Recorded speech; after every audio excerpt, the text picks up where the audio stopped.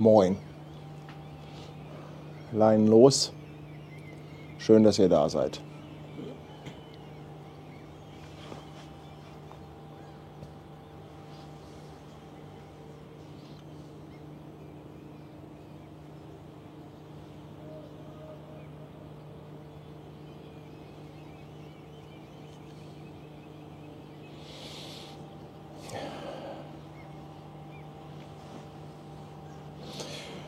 Ja, Mensch, cool, dass ihr hier mit mir zusammen so früh aufsteht. Aber so einen kleinen Moment brauche ich noch. Brigitte ist auch schon da. Ute ist da.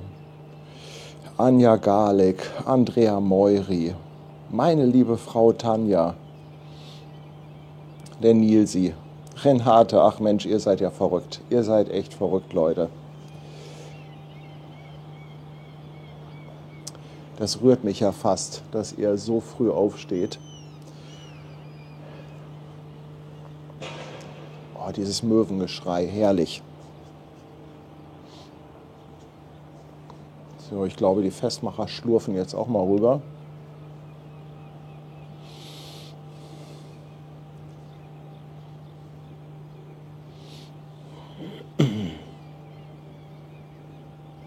Hansi ist auch schon wach. Hansi, ich danke dir vielmals. Chris fragt, ob ich noch müde bin. Ja, es geht so. Also ich konnte mir immerhin schon mal eine kleine Dusche gönnen.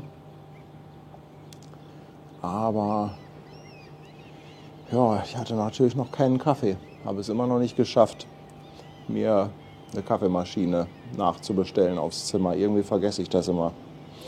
Und jetzt bereue ich es natürlich bitter, bitter böse.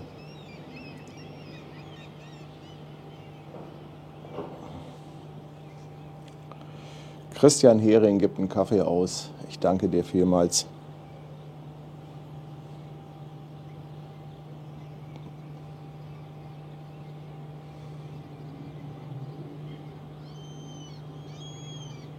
Aber wir scheinen super pünktlich abzulegen.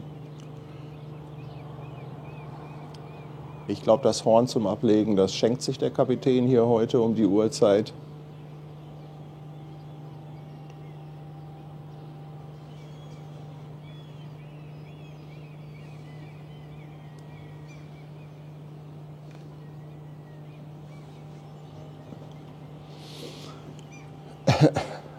Andi, nochmal eine große Kanne Kaffee. Ich danke dir, Andi.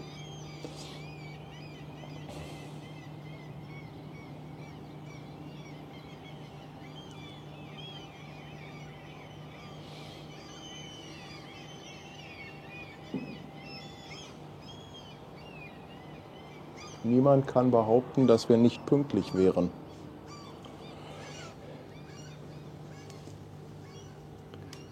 Aber es nieselt ein bisschen. Moni, moin meine Liebe, 14 Monate.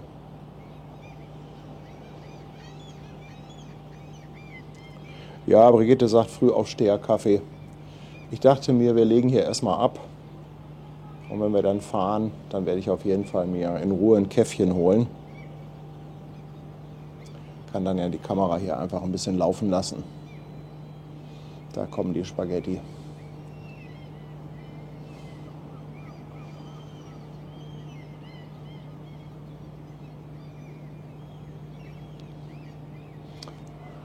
Ich werde gleich mal versuchen, die Kamera etwas zurückzuziehen.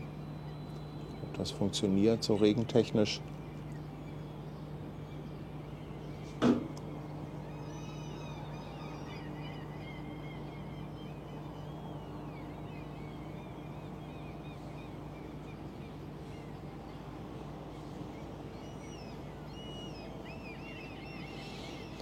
Ja, Gerwin, du hast recht. Morgens, da ist die Welt noch in Ordnung. Also diese friedliche Stimmung, die ist einfach unbezahlbar gut.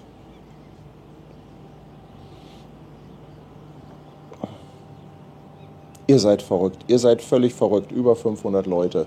Um die Uhrzeit. Sag mal, was ist denn los hier? Club der Frühaufsteher.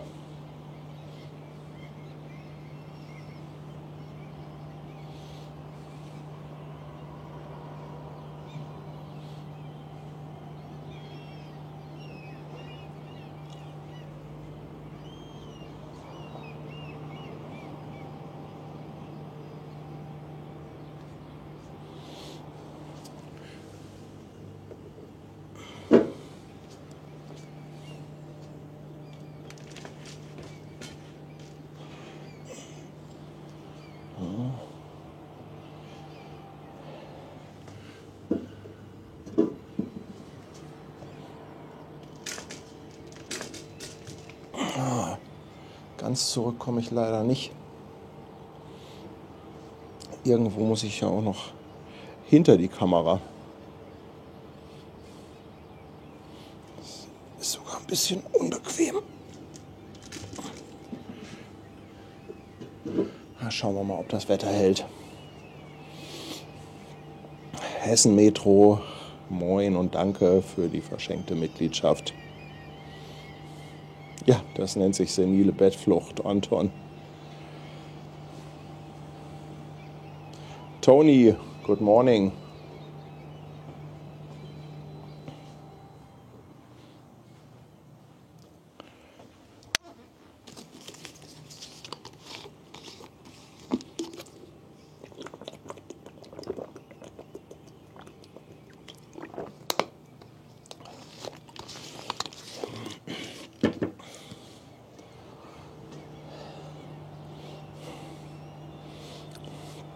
Moni fragt, warum heute erst aus Molde raus, ob es irgendwelche Änderungen gab. Nee, das stand so auf dem Plan.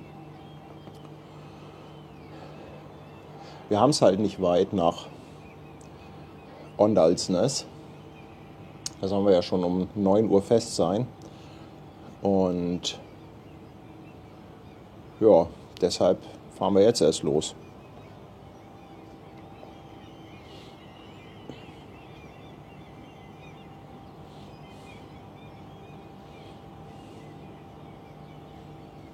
Oh, Jay fragt, wie viel Tonnen Zug so ein dickes Tau aushält.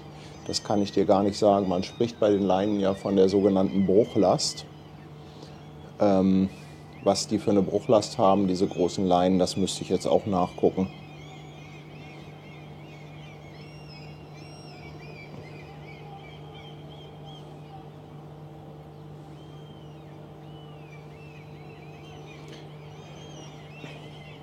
Christina, willkommen bei uns auf Twitch. Danke für deinen Prime-Sub. Und Tom ist die frühe Möwe. Ja, ja, alles frühe Möwen. Die frühe Möwe, die kreischt schon. Die machen aber auch einen Radau hier, die Biester, oder?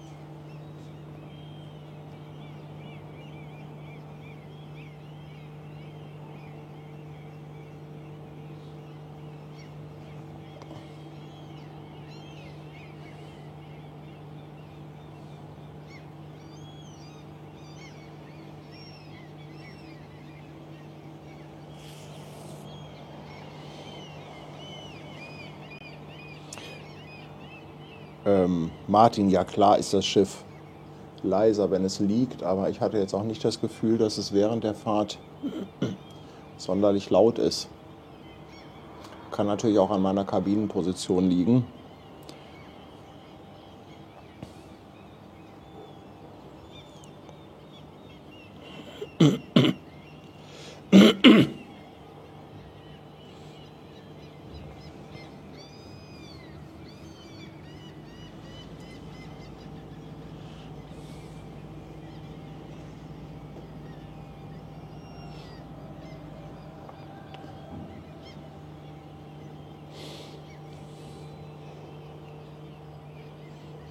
Ja, das Treffen mit der Eventmanagerin bzw. Event Office Managerin nennt die sich. Ja, es war nett. Das war nett. Kriegen wahrscheinlich noch so einen kleinen Rundgang mit Blick hinter die Kulissen.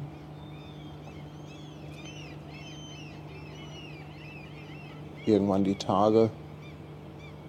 Da geht es dann auch so ein bisschen in den Provisioning-Bereich und so. Bin ich schon gespannt.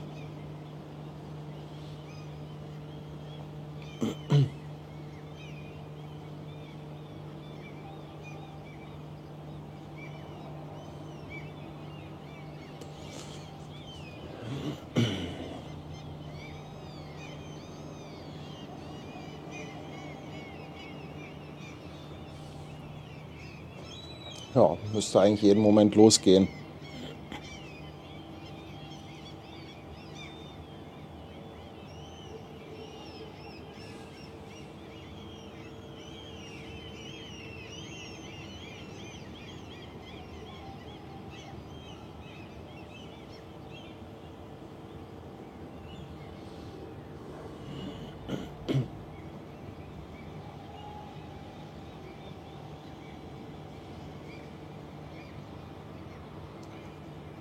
Bin ich mal gespannt, wie das aussieht.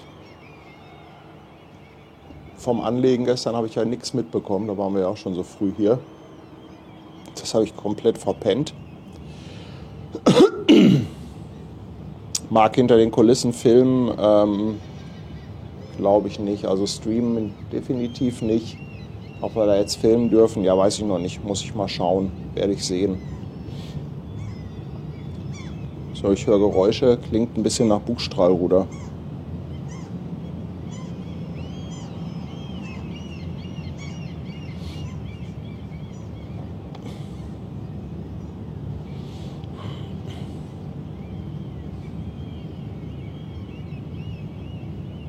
Los geht's.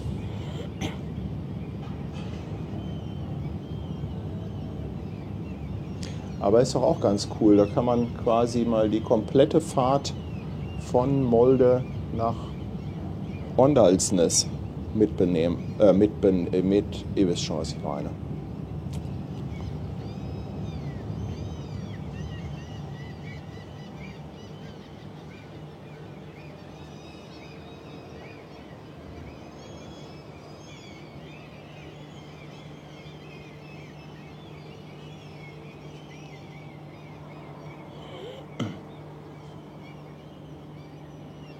Ich glaube, die Festmacher gehen jetzt auch erstmal einen Kaffee trinken.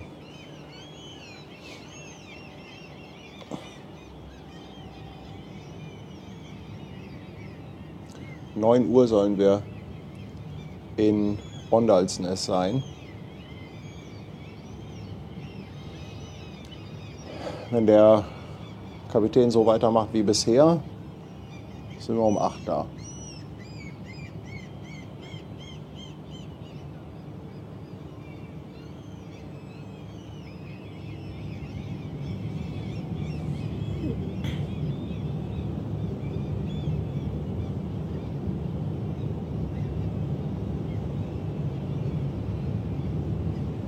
Adi, ich habe keine Ahnung, ob die jetzt hier die Auslaufmusik spielen. So früh morgens. Oh. Jetzt sieht man auch richtig Bewegung im Wasser.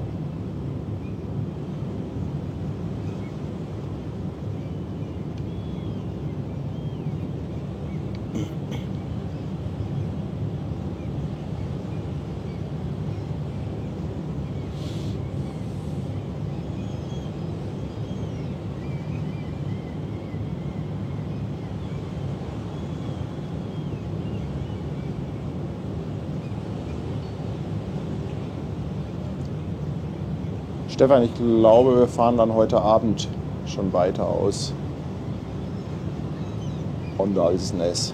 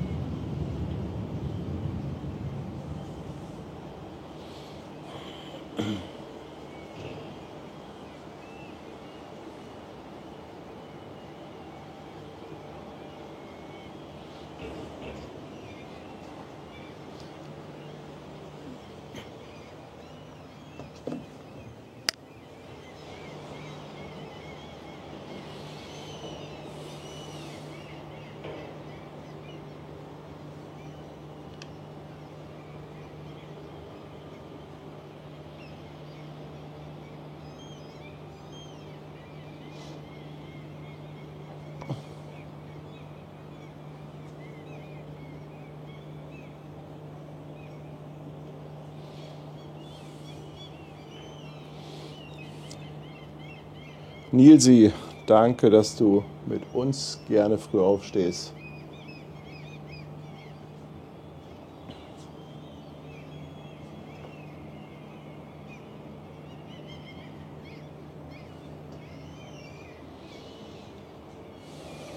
Das ist doch echt eine kleine süße Pier hier.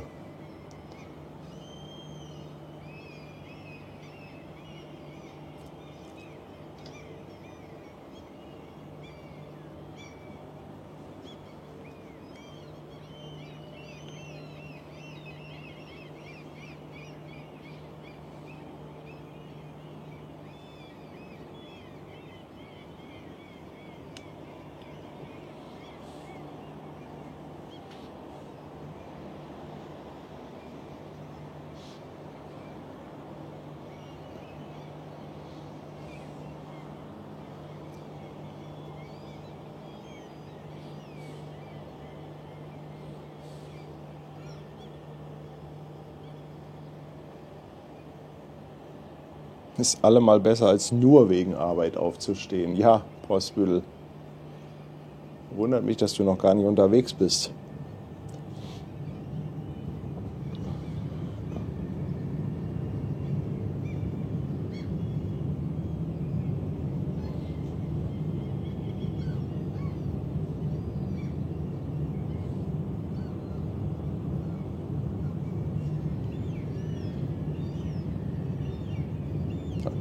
Rückwärts ausparken und wenden in 3 Zügen. Ich glaube, der macht das in einem Zug, das mit dem Wenden.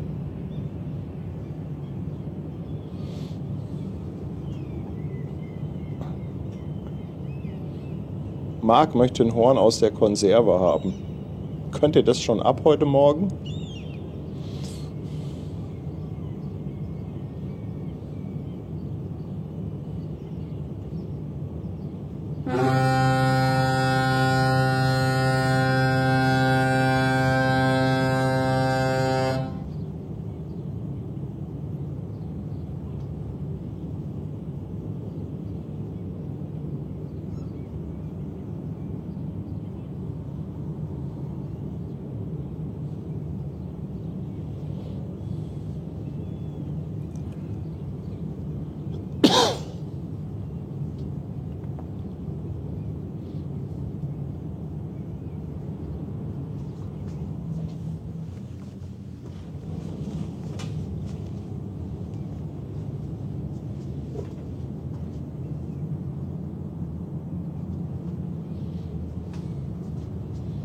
Aber das ist schon malerisch. Das ist schon echt malerisch. Ich glaube, da unten ist das... Ach, da ist das Stadion. Ja, genau. Bis dahin sind wir gestern gelaufen. Janni, also wir sollen um 9 Uhr laut Plan in Ondalsnes sein.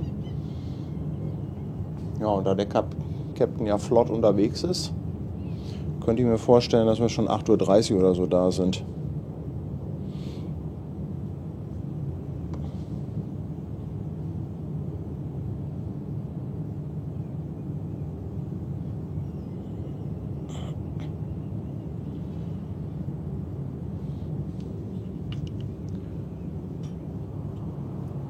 So friedlich hier.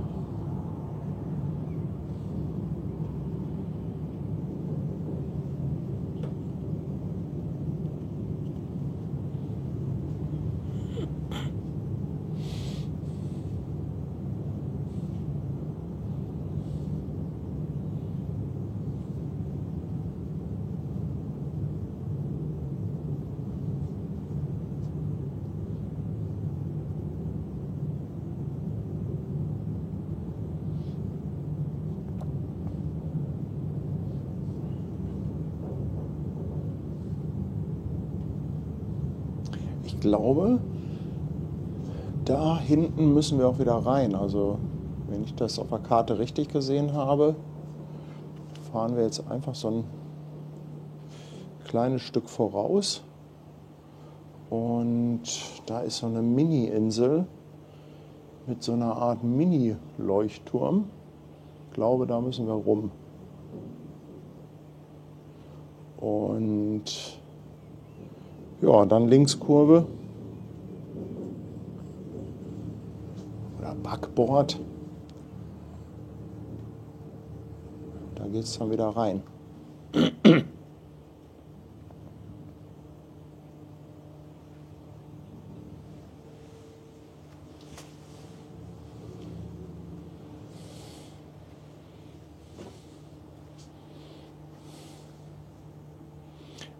Tony, yes, pilot is on board, but I have not met him.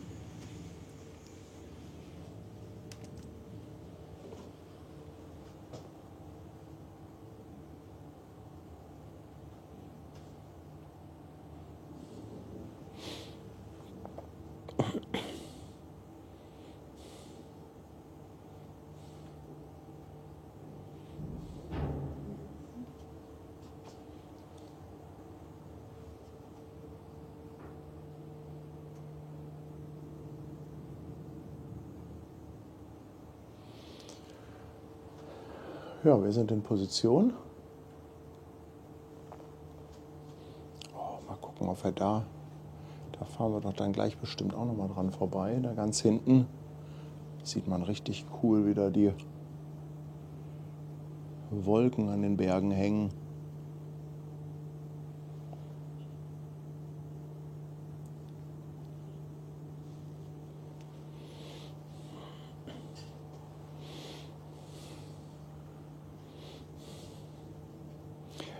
Quarzofen, Ebbe und Flut gibt es hier auch, allerdings nicht so heftig wie in Hamburg, also in den Fjorden wohl so um einen Meter.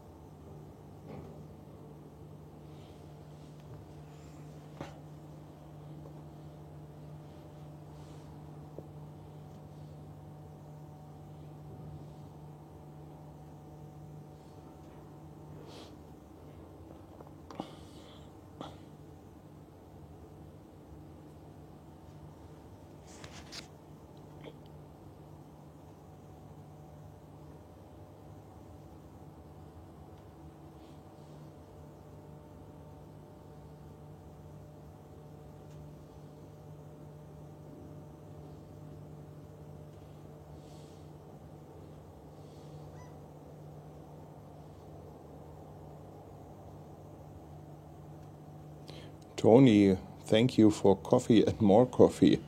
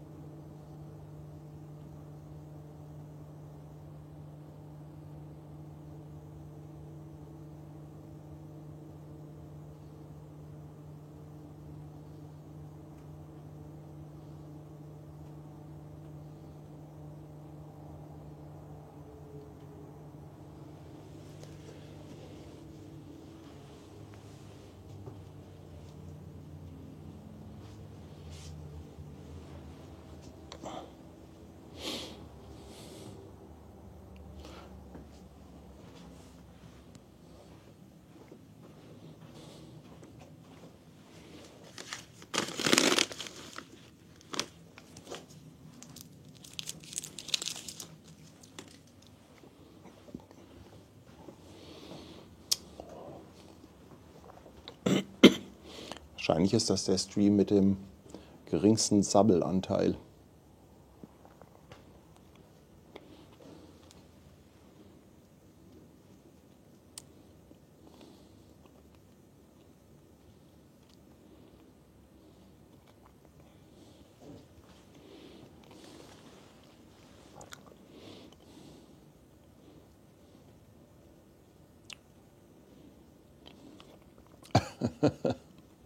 Ich mache Kreuzfahrten mit dem Linienbus durch Leverkusen und Umgebung. Game Planet, lustig.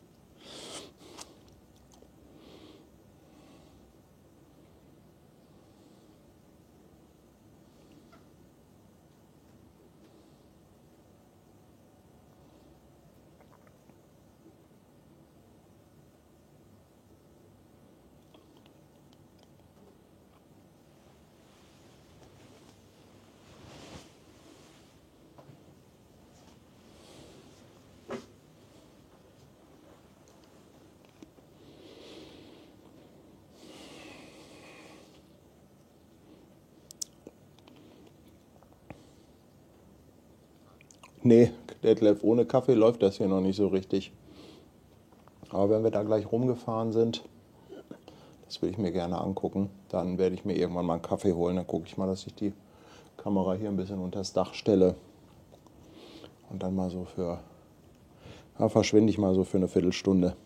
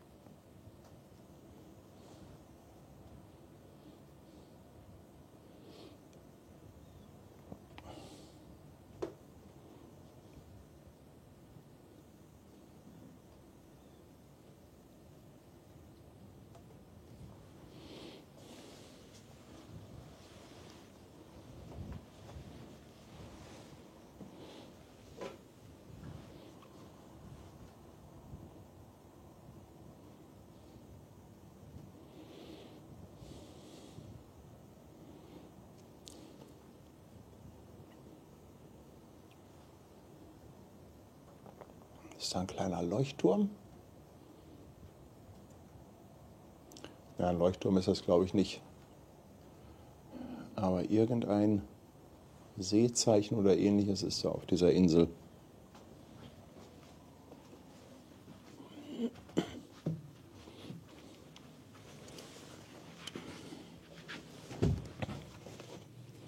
Erstmal Schuhe anziehen. Die Schlappen, die Adiletten sind doch etwas kalt an den Füßen.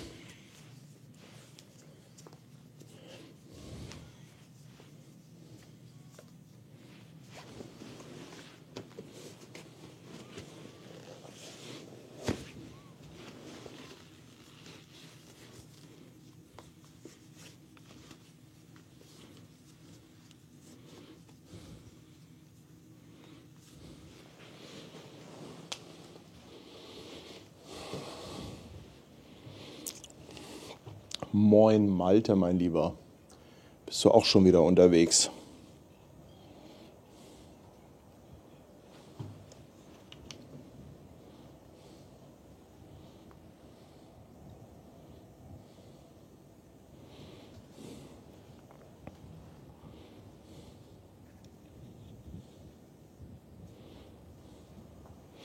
Sebastian Kreuze meint, diese kleinen Inseln haben sogar Namen.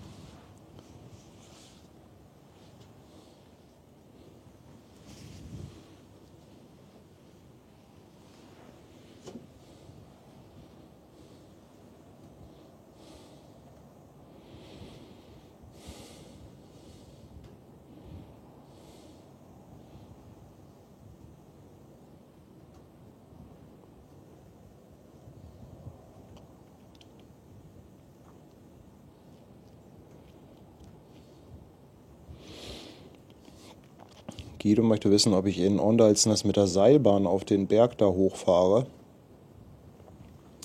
Also wenn wir angekommen sind, werde ich mich erstmal hinlegen. Und dann gucken wir mal weiter.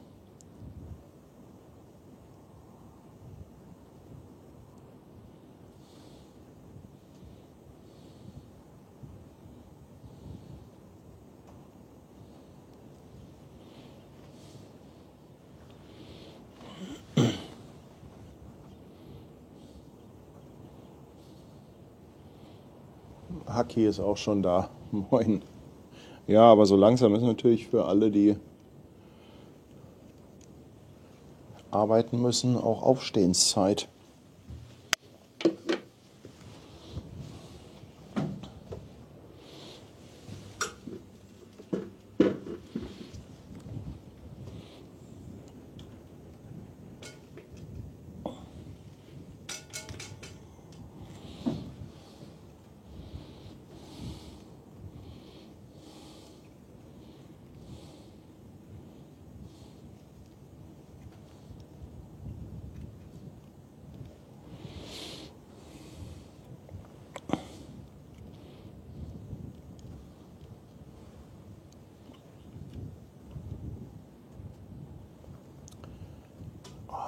Schon süß, oder?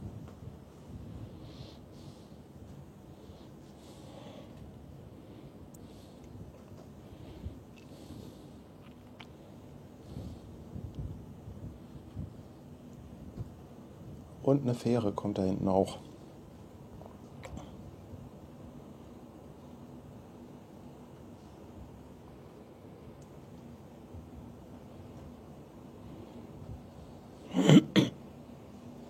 Von links höre ich auch was. Oh, Überholmanöver.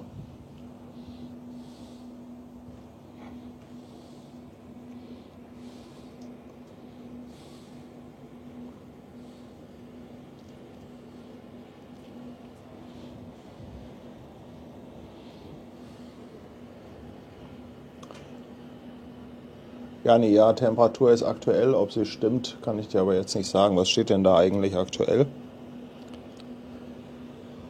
Bei der Temperatur. Ich kann das gerade nicht sehen.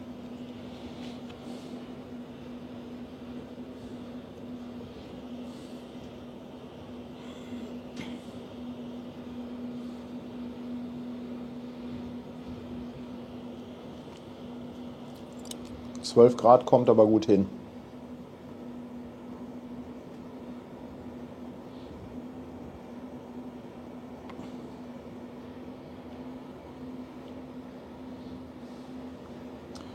Karlsøyfjord. Also Fähren fahren hier wirklich sehr oft. Habe ich gestern auch viel gesehen. Hatten wir auch gestern noch mal in dem kleinen Stream.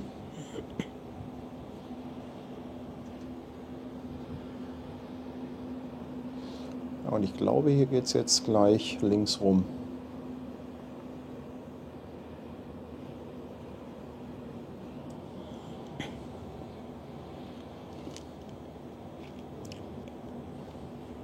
Wer hätte das gedacht?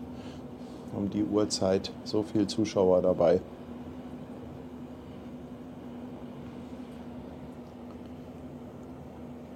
Aber Fabian, der wird auch gleich schon fleißig sein. Der hat um 7:30 Uhr einen Termin im Wellnessbereich. Die beiden wollen da noch mal ein bisschen filmen für ihren Rundgang. Und da kommen sie rein, bevor da dann schon Publikumsverkehr ist. Ich glaube, das geht dann um 8 oder so los.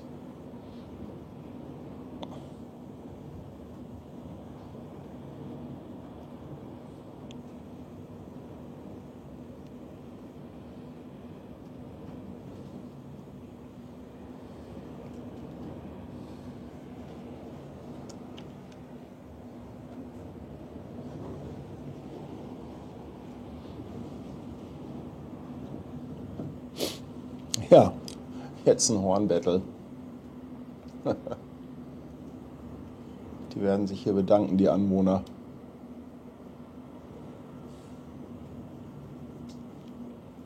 Rea, guten Morgen. Ja, ich bin noch so ein bisschen müde. Mir fehlt auch ehrlich gesagt so ein klein bisschen der Elan.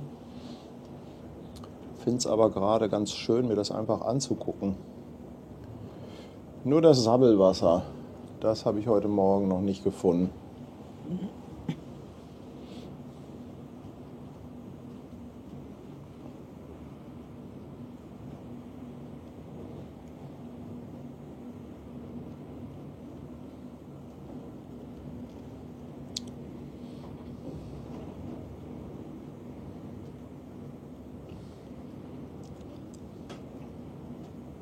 Ja, Kaffee hole ich mir gleich auch, aber erstmal das jetzt angucken und dann werde ich mich mal irgendwann um ein Käffchen kümmern.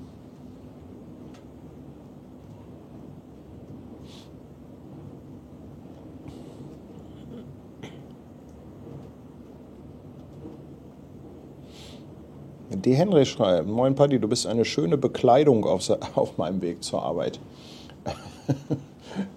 Das ist aber schön, dass du mich angezogen hast. Autokorrektur lässt grüßen.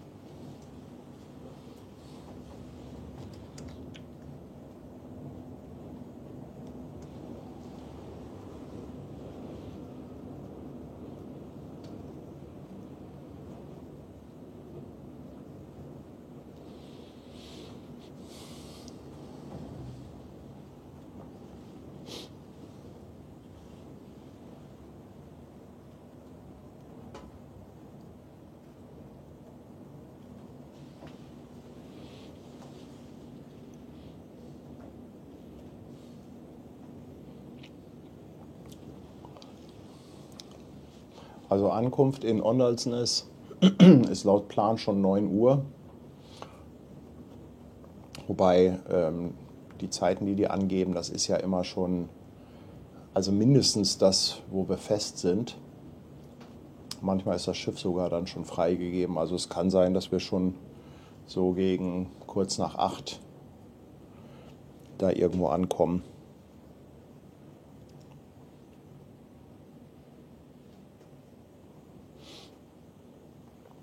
Also das mit der Seilbahn könnte sein, dass ich mir das heute Nachmittag dann mal anschaue.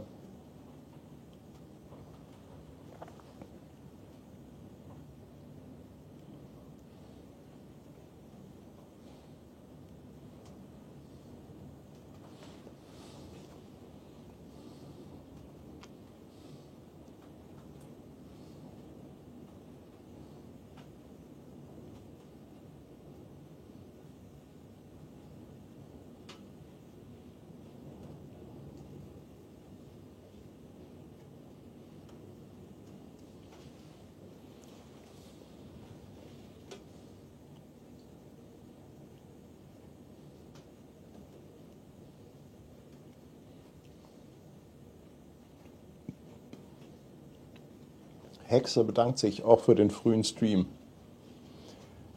Ja, die ganzen Frühaussteher, die lachen über die Zeit.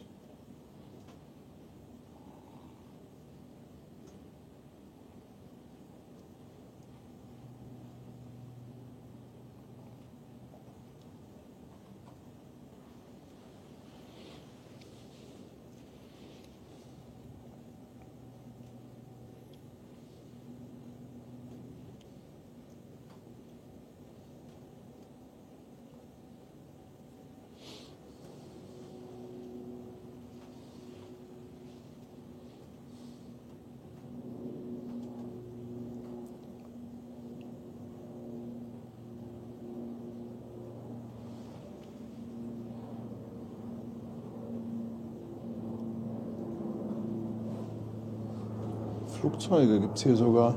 Klingt aber klein. Ja, zumindest was mit Propeller.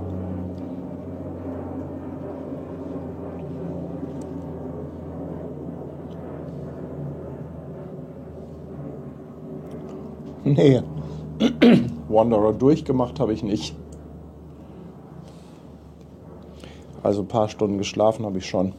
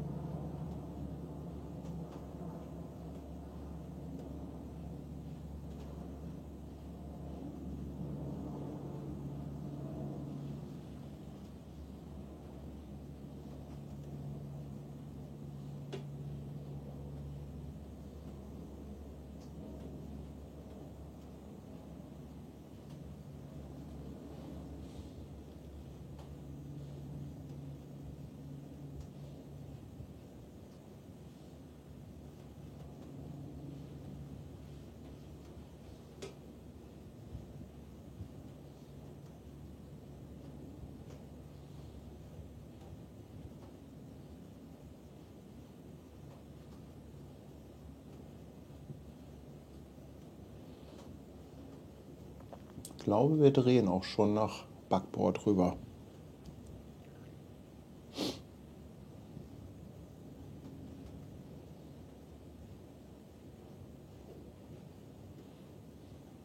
Ach, eine Dash 8 nach Bergen war das, schreibt Gerbin. Natalie, viel Spaß bei der Arbeit.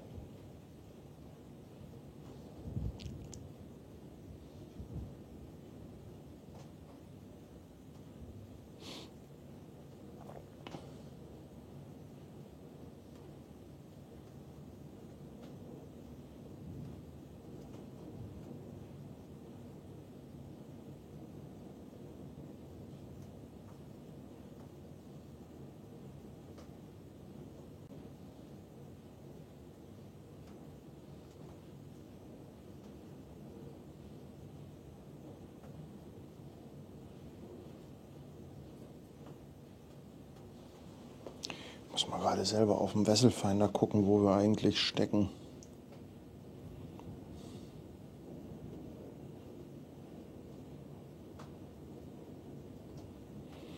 Ah ja, wir sind schon fast nach Süden gedreht.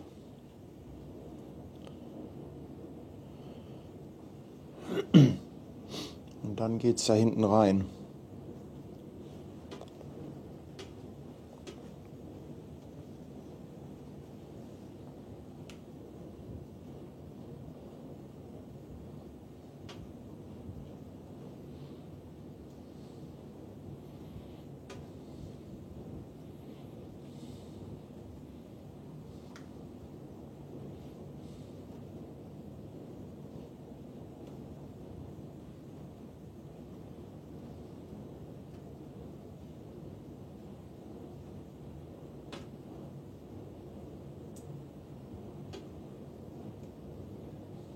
Ja, Jani, ist wirklich ruhig. Das stimmt. Ein bisschen Wind ist da. Aber alles noch easy.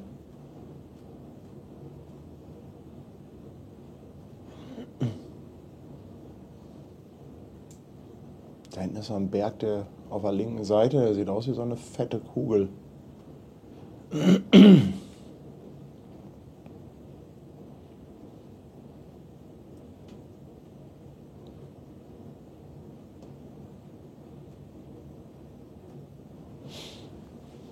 Ja, für alle, die jetzt nochmal nach der Route und so fragen, ich kann ja nochmal die Route hier einspielen, die wir insgesamt fahren.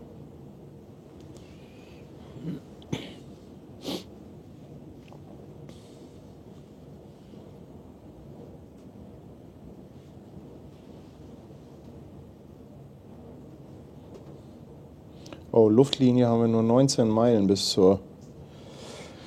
zum nächsten Hafen. Das ist nicht viel.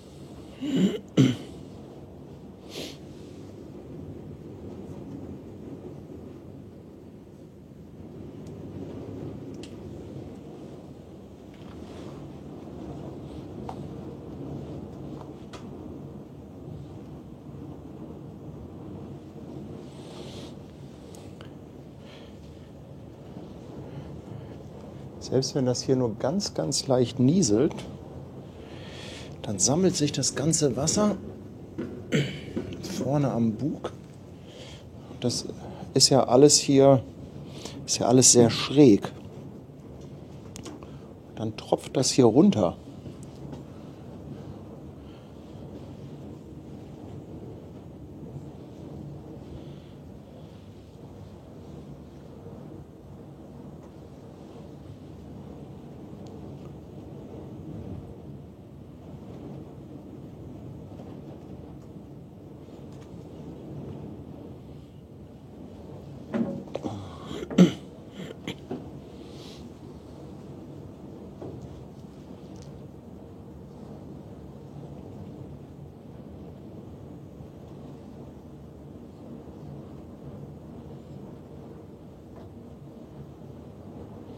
Oh, ist das schön. Jetzt fehlt nur noch die Sonne, die irgendwo hinterm Berg hochgeht. Wo steht die denn eigentlich? Warte mal, wo ist denn... Boah, ich bin völlig aus dem Ruder. Die müsste ja links von uns irgendwo aufgehen, oder?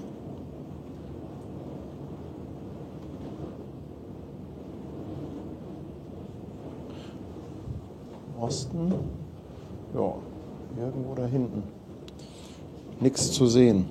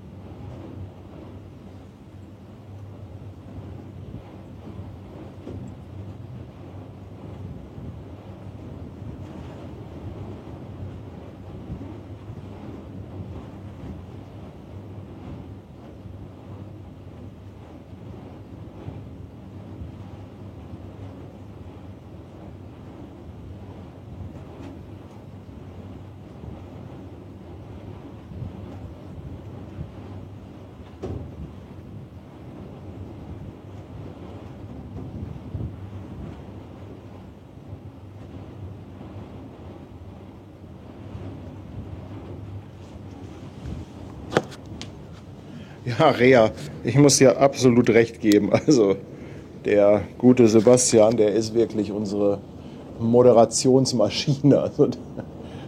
Also sag mal, Sebastian, hast du eigentlich schon mal einen Stream komplett verpasst?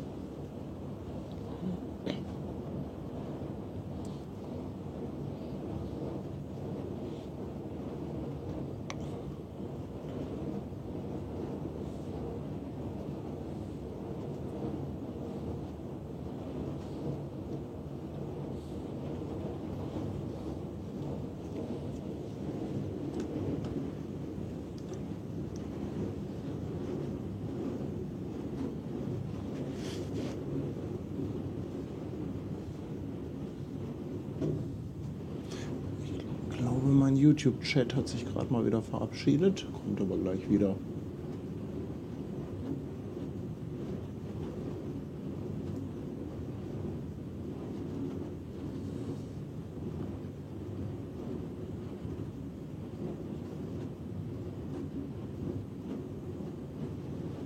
So, da ist er wieder. Da ist er wieder.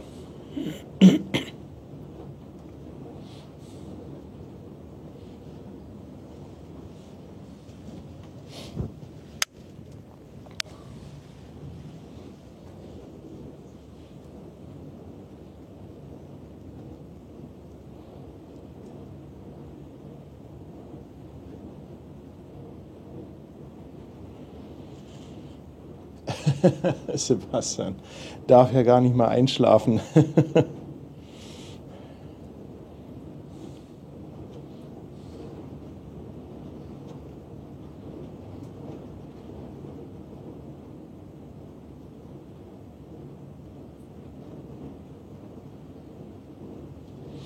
Da ist auch irgendwie ein kleines Örtchen.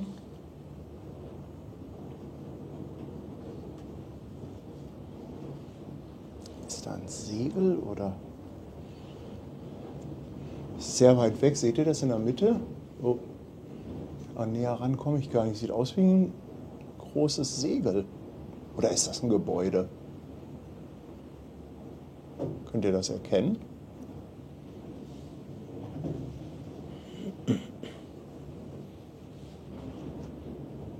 Oh, Luis schreibt, seine Mutter und Stiefvater haben um 16:50 Uhr auf der AIDA Verlobung gehabt.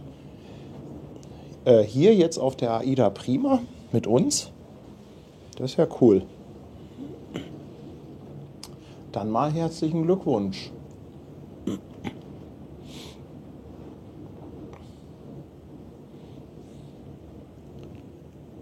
Eine Liftstation ist das. Ah, okay.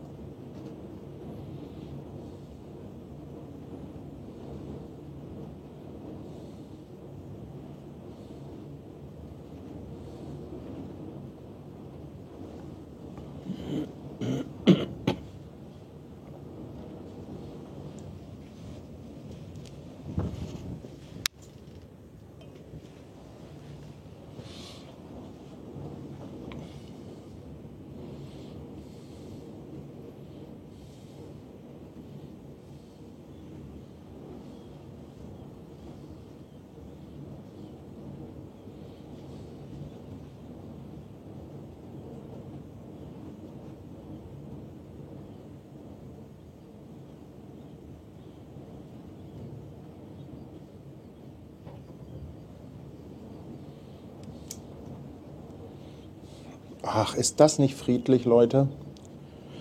Ist das nicht friedlich? Ja, Nilsi sagt schön, dass die Verbindung so gut hält.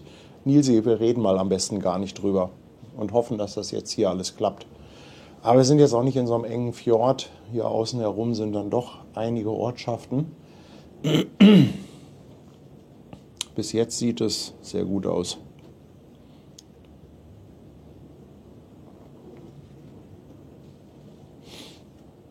Ja, Ute, ich gebe dir absolut recht, das ist sensationell schön.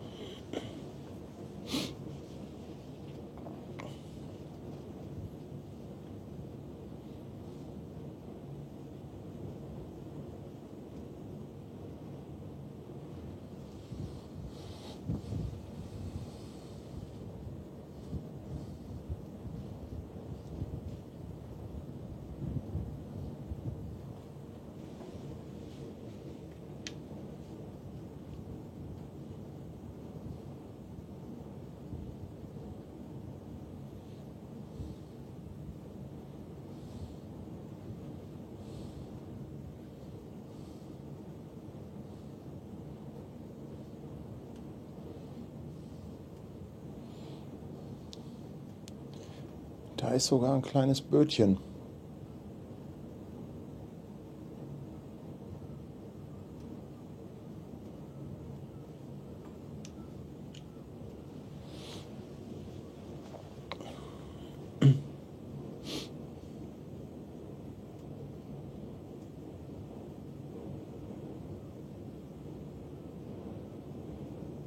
Ach, Henning sagt Backbord, das ist schon wieder Molde. Ja, guck, so kann man getäuscht werden. Fahren jetzt quasi schon in die andere Richtung. Das Segel ist das Scandic Hotel, daneben das Stadion. Ah, okay, danke, danke, danke.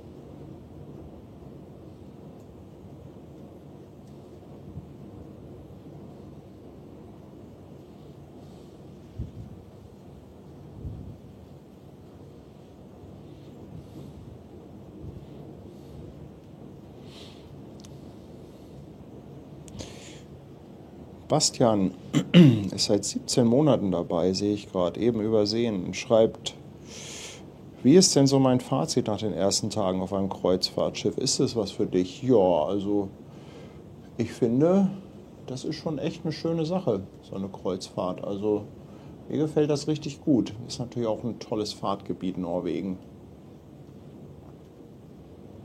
Das kann man echt mal machen. Der Hamburger würde sagen, ist okay.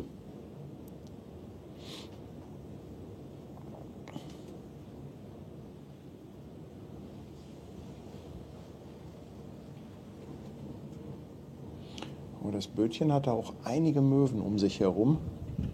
Ich weiß gar nicht, ob ihr das sehen könnt.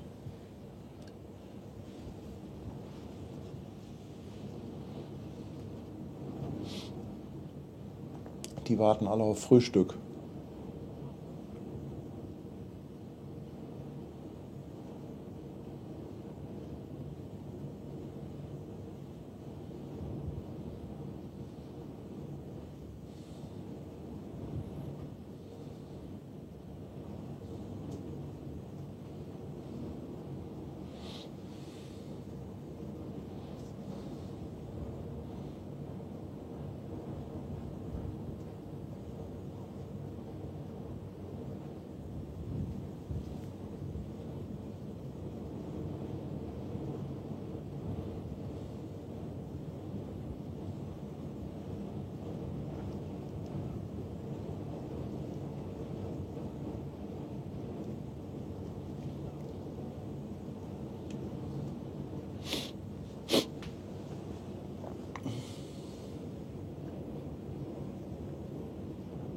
Genau, nicht geschimpft ist Lob genug.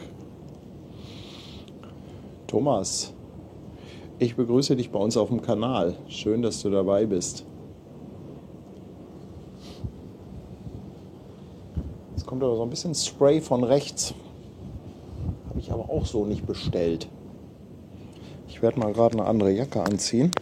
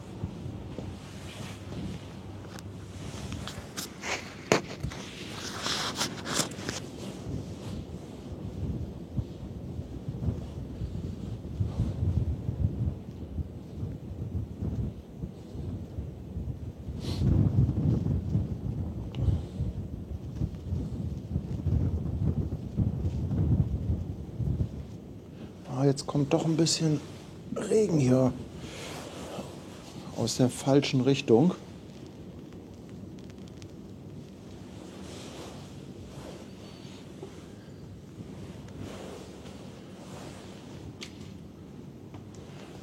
not ganz so gut. Katrin, Kaffee hatte ich noch nicht, wollte ich mir gleich mal irgendwann holen. Ich mag nur jetzt, wo es regnet, hier ungern alles einfach so stehen lassen.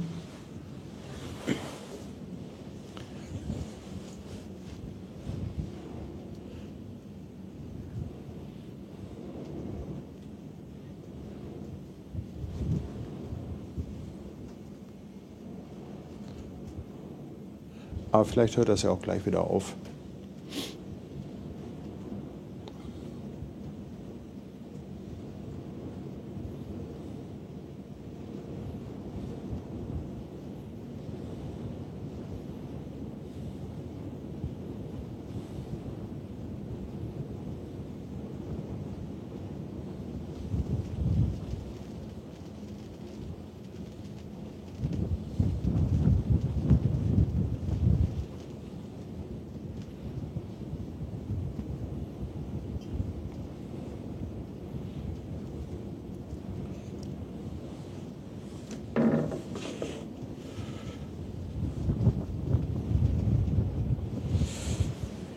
Gucken,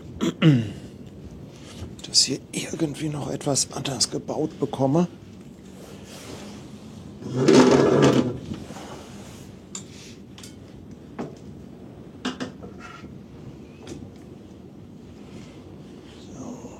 Jetzt bin ich hier so ein bisschen hinter dieser Scheibe. Ein klein wenig windgeschützt. Da kann ich zwar nicht ganz nach vorne filmen, aber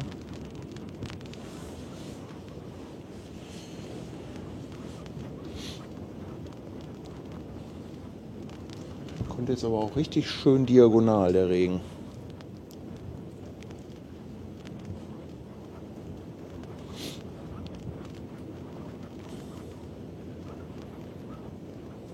Silvio, meinst du, Fabian bringt mir einen Kaffee? Ja, der muss ja gleich erstmal selber ran und im Wellnessbereich ein bisschen filmen.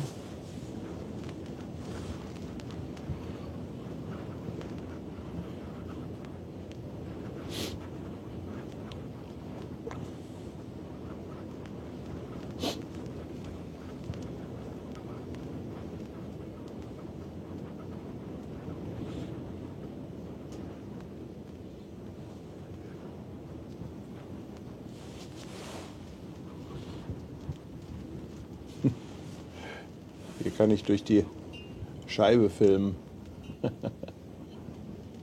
Geht notfalls auch.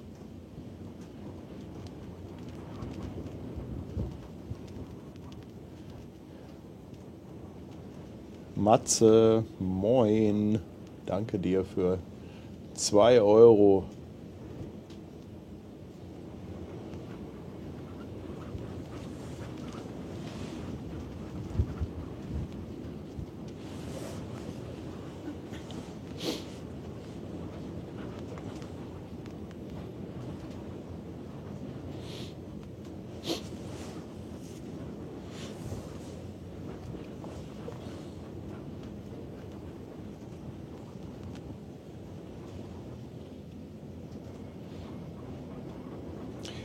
Sebastian fragt, ist mir kalt oder regnet das? Also, ja, es regnet.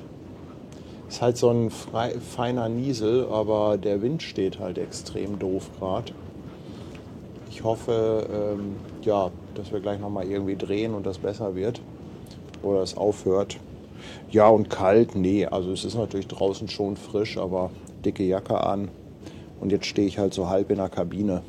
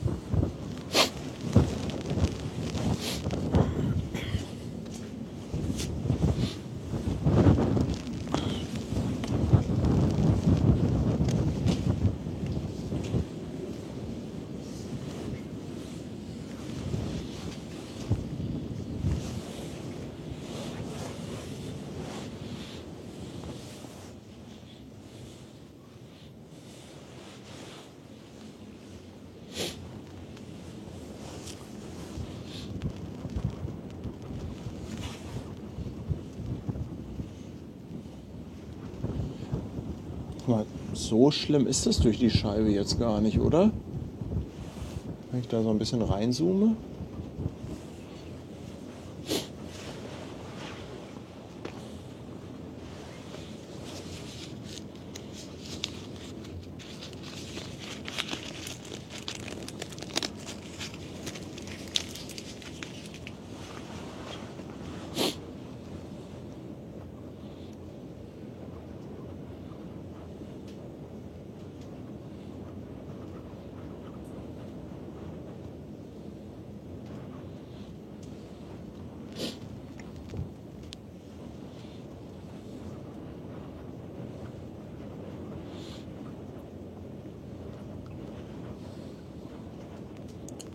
Carsten, ja, so ein paar Gäste haben mich schon erkannt und auch angeschnackt. Also ich habe auch schon mit ein paar Gästen mich nett unterhalten.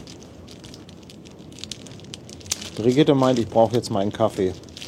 Ja, ist, glaube ich, gleich ein ganz guter Moment.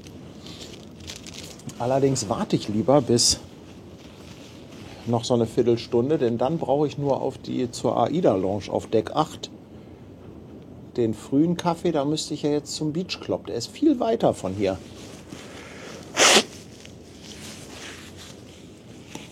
Also strategisch gesehen wäre es besser, auf die Lounge zu warten.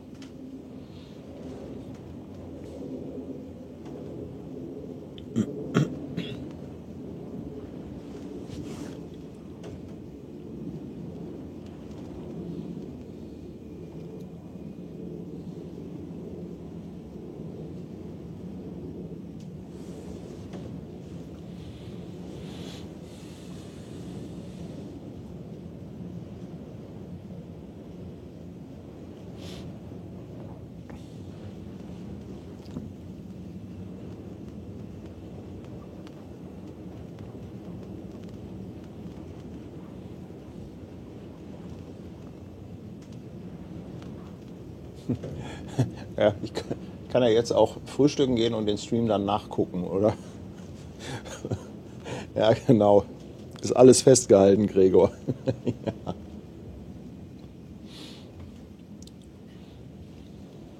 Ich könnte mich jetzt auch aufs Bett legen und mir da den Stream angucken.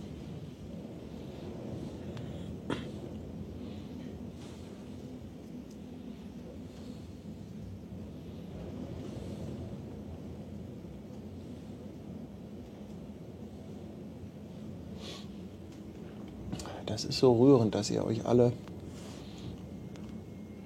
darum sorgt, dass ich meinen Kaffee bekomme. Ja, ich gehe gleich, ich gehe ja gleich.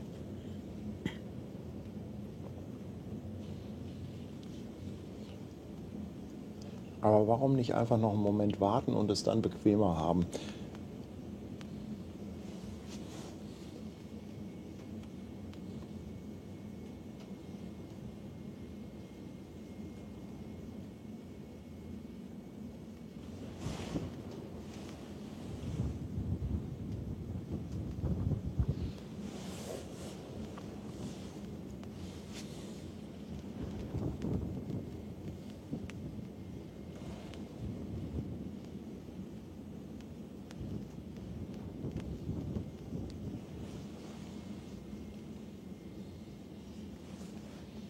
Nee, dahin ist nicht so gut.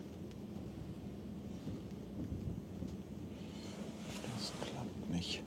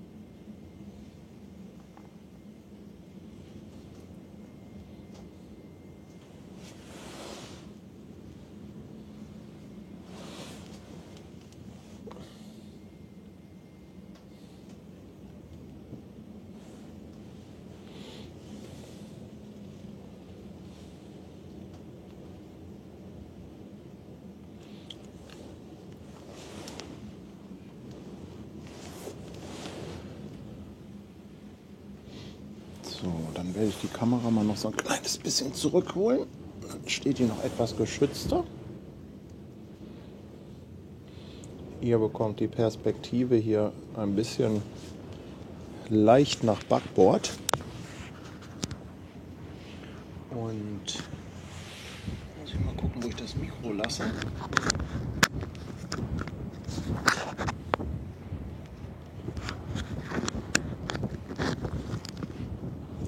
Müsste das eigentlich mit dem Mikro gehen.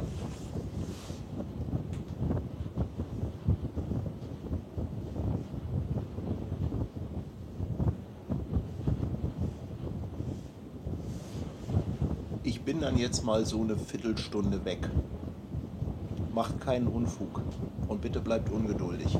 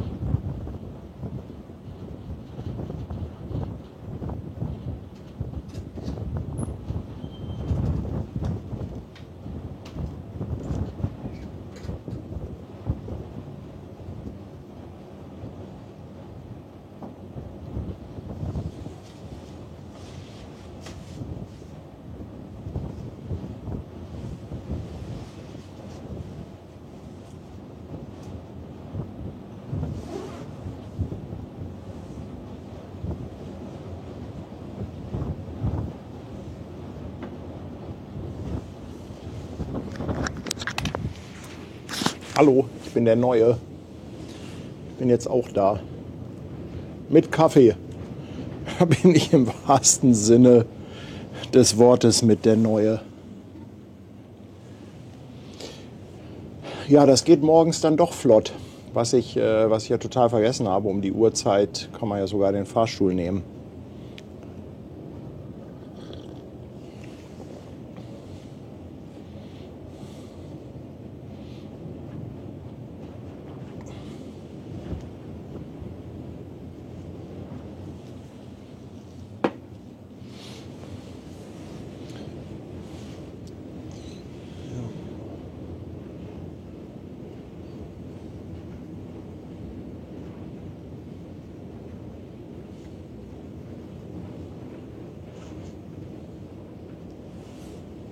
Checken, ob das hier noch nass ist. Oder nur windig. Ich glaube, es hat aufgehört, weniger zu regnen.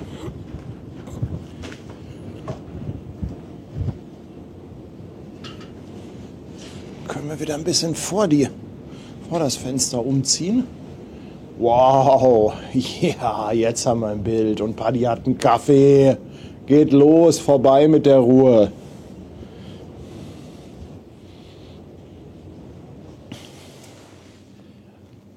Aufstehen alle. Alle Mann an Deck, bitte.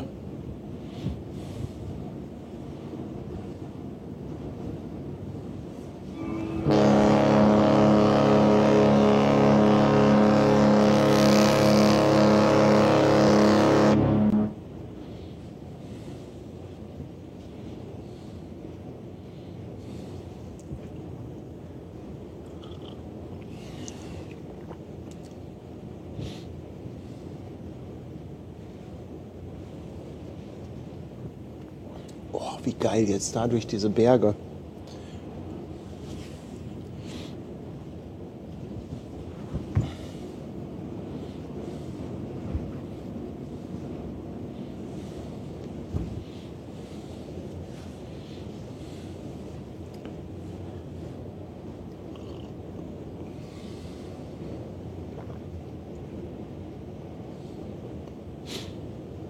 Also Kaffee ist doch besser als Zaubertrank.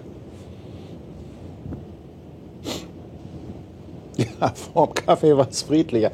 Ihr habt doch gesagt, dass ich jetzt unbedingt mal einen Kaffee holen soll. Ihr habt alle geschrieben, Paddy, hol dir Kaffee. Jetzt wisst ihr, was dabei rauskommt. Das werdet ihr nie wieder schreiben. Wenn ihr eure Ruhe haben wollt, dann gebt mir keinen Kaffee.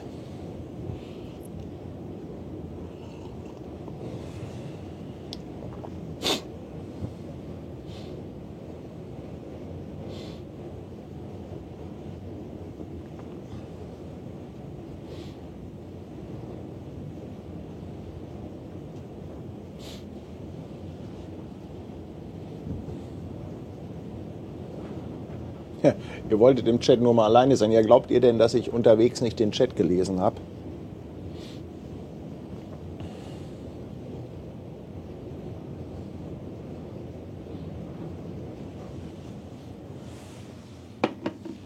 Das Problem ist nur, die haben keine 1 Liter Kaffeetassen.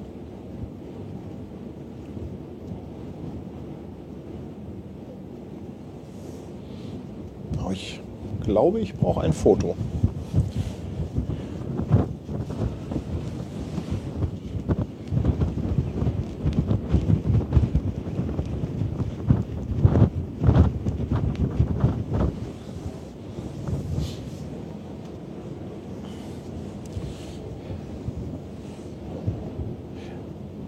Wahrscheinlich bin ich aber gleich wieder weg und brauche noch einen Kaffee.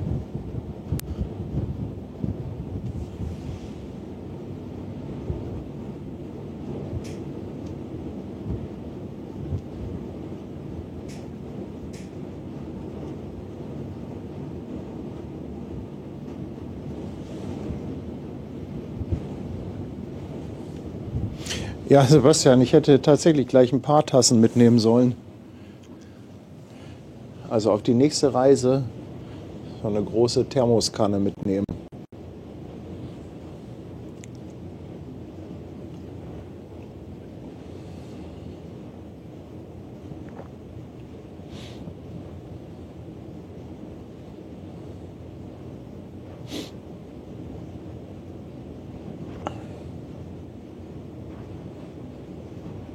Ja, ein paar Tassen aufs Tablett, ob das dann heile ankommt.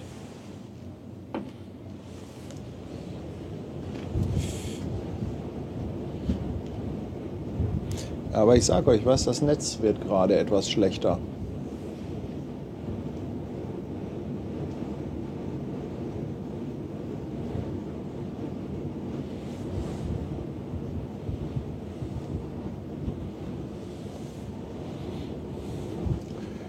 Könnte sein, dass wir hier gleich ein bisschen Probleme bekommen, wenn wir hier durch müssen.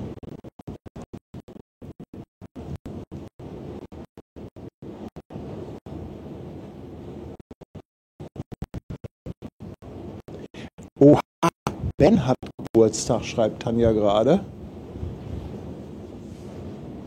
Ist er denn da? Ben, bist du denn im Chat zufällig? Egal. Happy Birthday, Ben. Ob du da bist oder nicht, mein Lieber.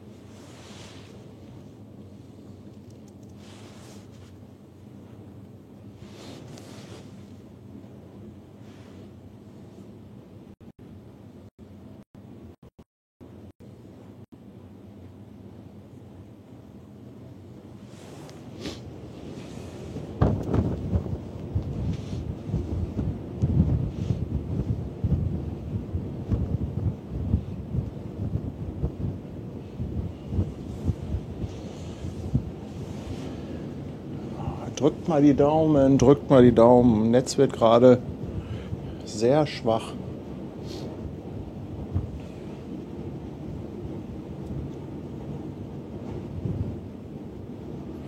AIDA Thermobecher im Shop holen, das ist eine gute Idee.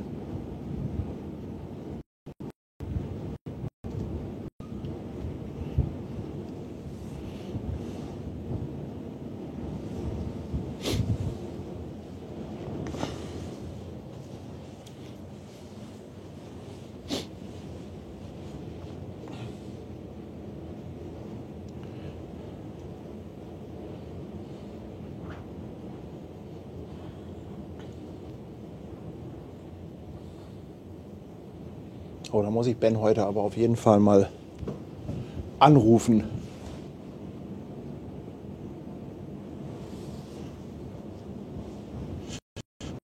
Wo kommt das Bild denn? Ich muss mal fragen, kommt das Bild noch so in halbwegs guter Qualität bei euch an?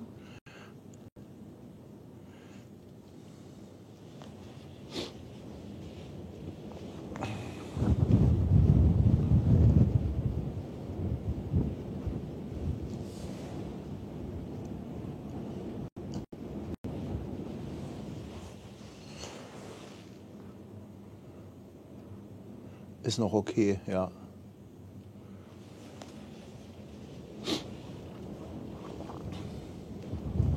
Boah, das gefällt mir aber richtig gut hier. Landschaftlich. Wow.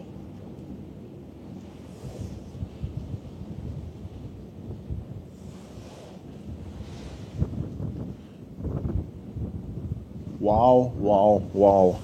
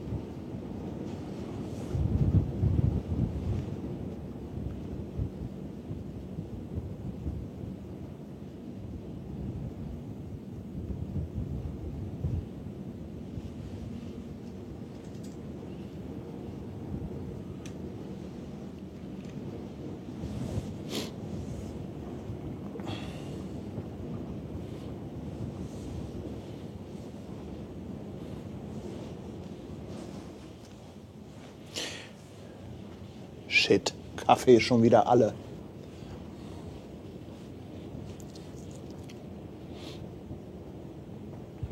Das ist doch auch nicht richtig.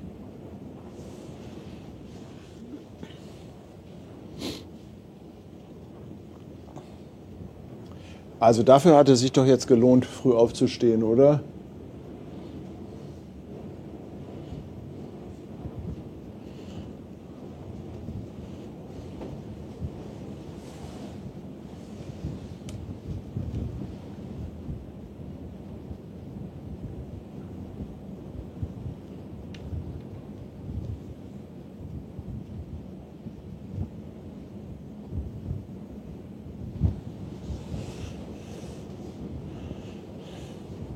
Ja, gab ja eben schon den Tipp, dass ich mir so einen AIDA-Thermosbecher im Shop hole und den dann voll machen. Das ist echt eine gute Idee. Den kann ich dann Brigitte als Souvenir mitbringen. Einen gebrauchten AIDA-Kaffeebecher von mir.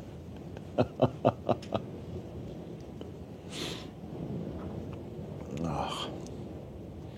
Ja, Wookie, Dankeschön. Sensationell und alles ohne Kaffee. Nee, Kaffee hatten wir ja schon. Das hatten wir schon. Aber danke für 12 Monate.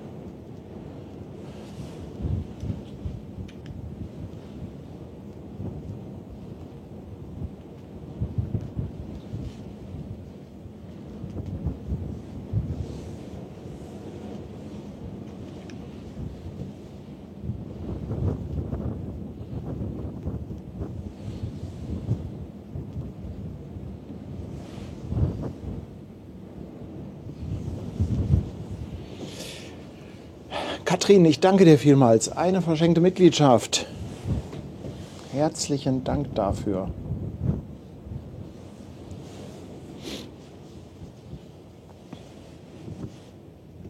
Zwei kaufen, einen für Brigitte, einen für mich. Wer soll denn das alles schleppen?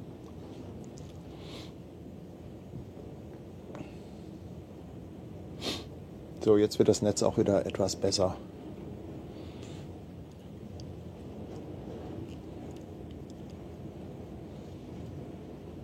Boah, ist das schön hier durchzufahren.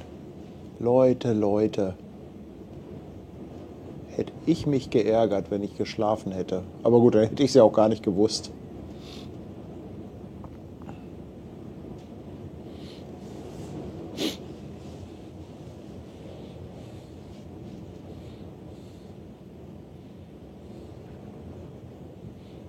Was ich Tanja mitbringe, reicht es nicht, wenn ich wieder nach Hause komme?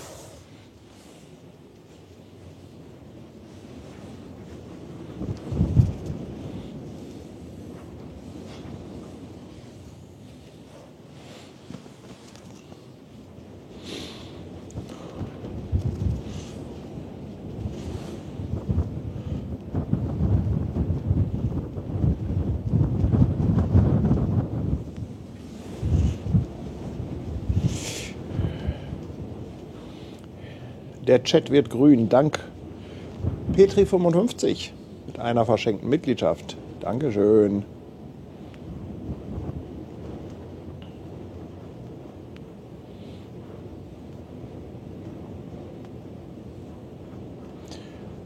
Ja, auf dem Schiff ist halt auch noch ruhig. Was manchmal eine Herausforderung ist zu den Stoßzeiten, das sind die Aufzüge. Also es hat auch nicht jeder dieses Konzept verstanden, wenn man nach oben will, den Pfeil nach oben drücken und warten, bis ein Aufzug kommt, wo dann auch steht, der fährt jetzt nach oben.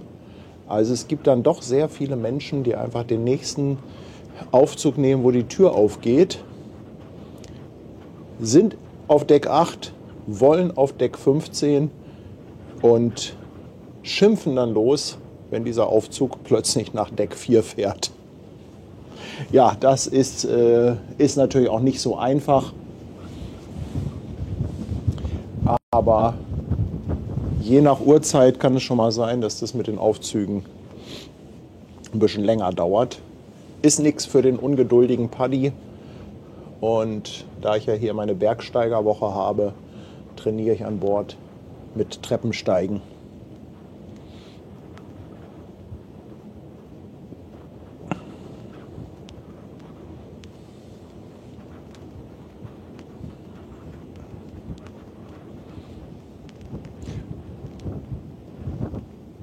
Oh, Fabian fragt, ob er einen Kaffee mitbringen soll. Ja, also Fabian, ich habe mir schon einen geholt, aber wenn du noch einen mitbringst, dann hast du auf jeden Fall definitiv einen bei mir gut.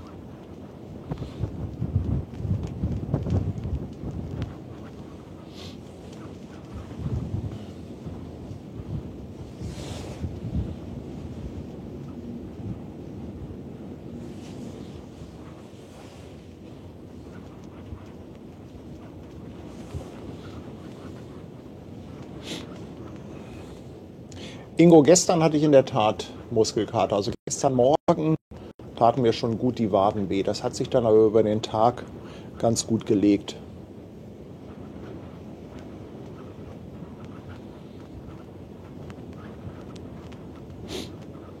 Ach, guck mal, René hat auch bei Fabian gebucht. Ach, das freut mich.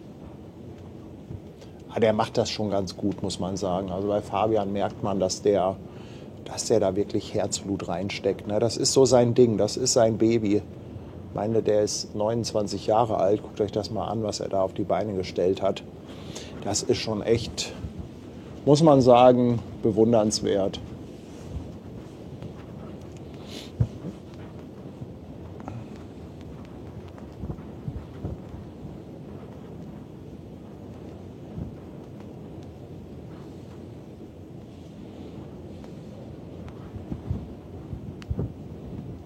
Also Fabian ist in einer Viertelstunde da. Super. Ich freue mich. Fabian, ich hätte noch einen Extrawunsch. So ein Schuss Milch darf drin sein.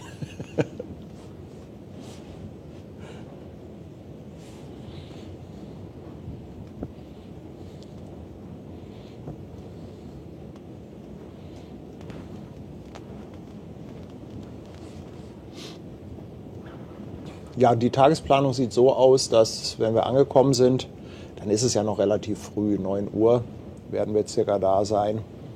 Und ich werde dann erstmal ein bisschen was frühstücken gehen. Danach wollte ich mich nochmal ausruhen, nochmal ein bisschen aufs Bett hauen.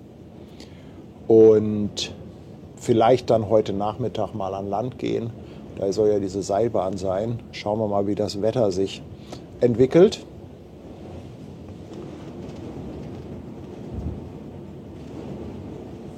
Ja, und heute Abend geht es dann ja auch schon wieder raus.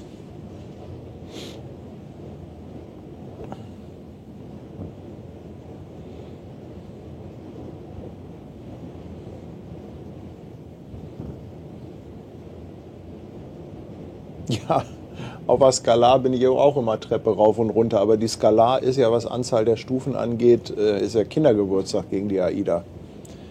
Ich weiß gar nicht, wie viele Stufen das hier sind von ganz oben bis unten. Und nein, ich muss die auch nicht zählen.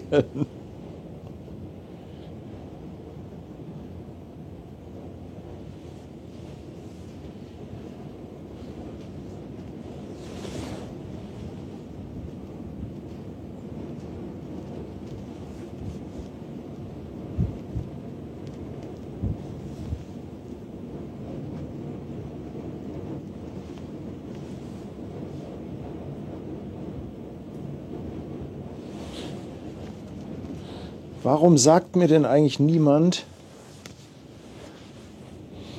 dass ich Wasser auf dem Objektiv habe?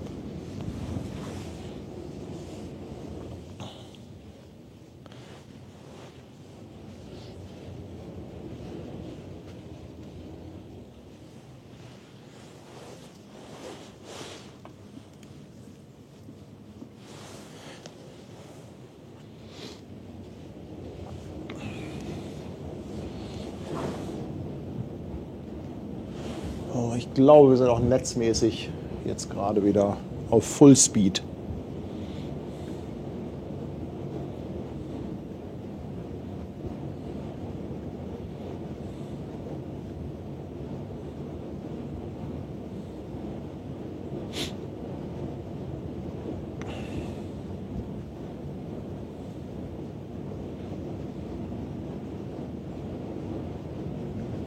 Wie viele Meilen haben wir denn noch?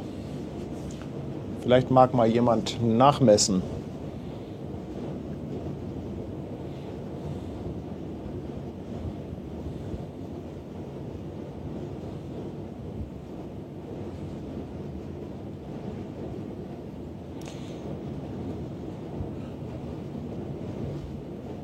Also am Anfang hatte ja jemand geschrieben, dass wir so rund 19 Seemeilen haben. Ich denke mal, die Hälfte dürften wir doch schon hinter uns haben.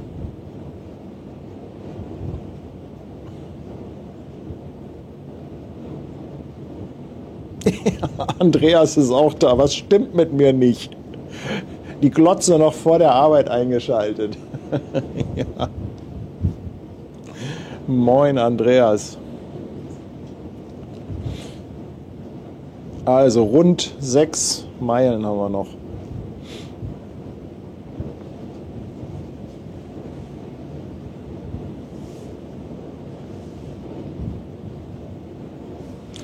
So, ich muss mich aber mal kurz aufs Abort verabschieden.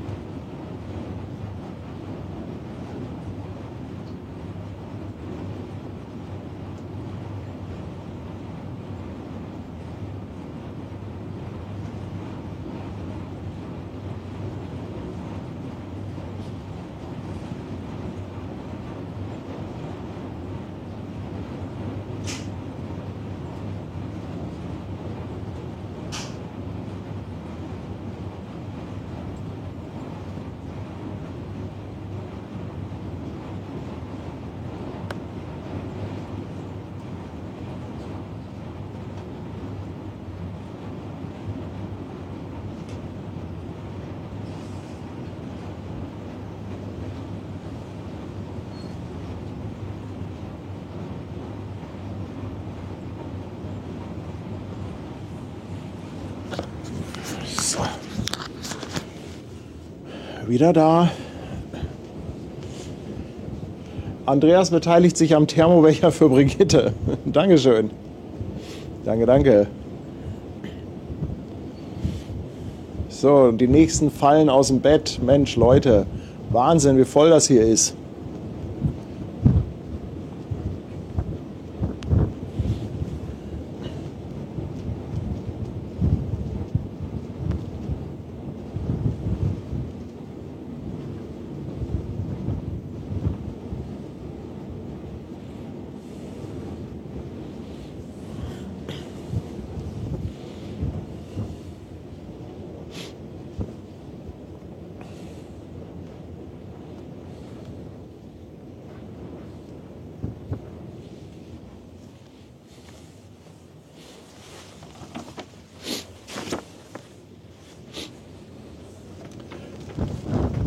Aber ihr Lieben,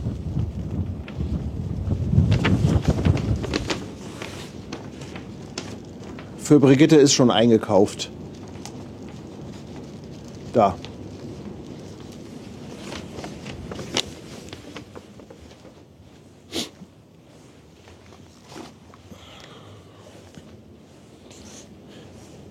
Können doch den größten AIDA-Fan nicht ohne ein AIDA-Souvenir zurücklassen.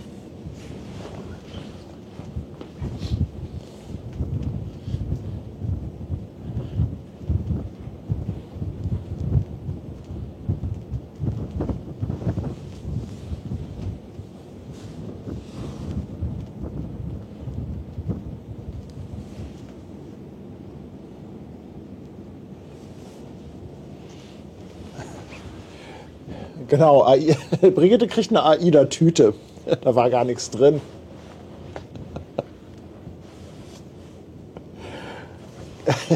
Kannst du ihn dann statt Handtasche nehmen.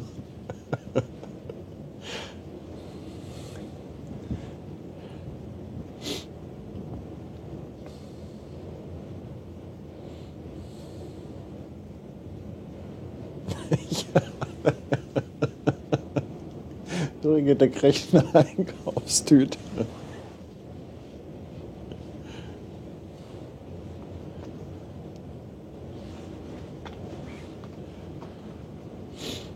Sven ist auch schon wach und grüßt aus Fuhlsbüttel. Moin, mein Lieber. Moin. Moin, alle together. Ich grüße euch. Leute, 7:35 Uhr. Und die Stimmung steigt.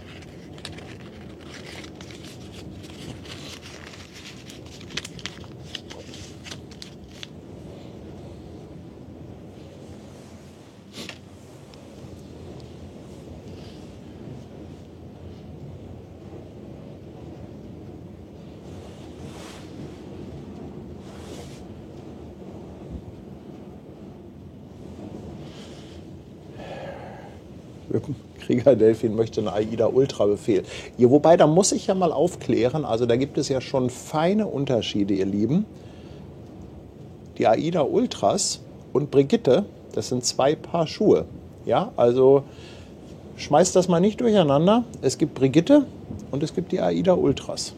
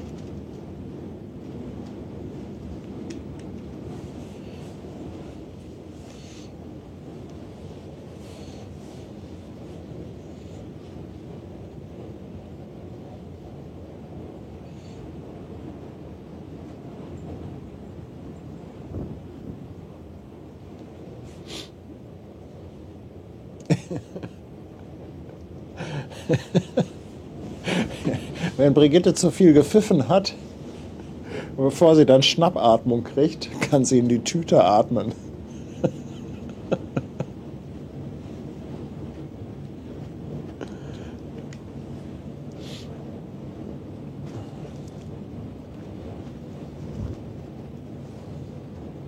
Ein Wasserfall mal wieder. Man könnte schon Wasserfälle fast als inflationär bezeichnen.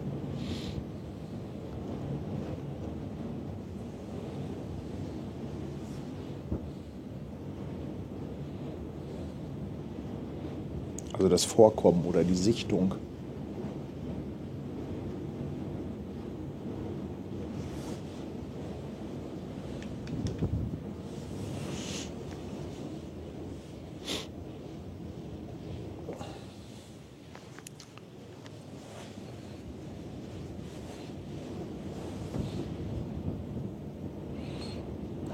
Ja, ja, Straw Hat, böse.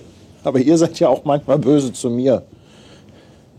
Also dieser Sadismus, der mir gegenüber manchmal im Chat herrscht, ich weiß auch nicht, was ich davon halten soll.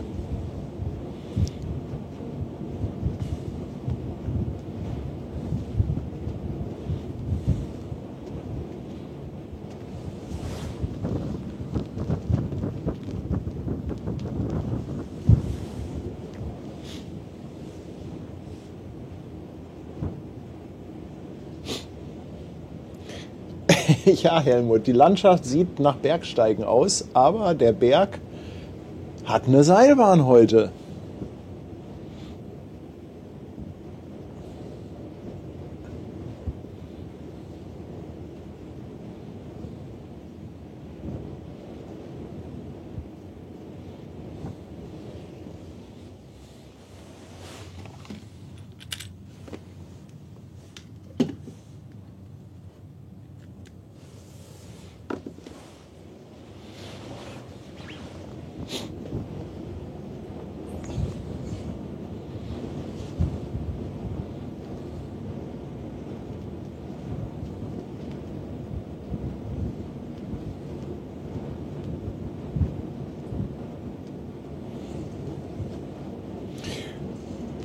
Vier Meilen noch.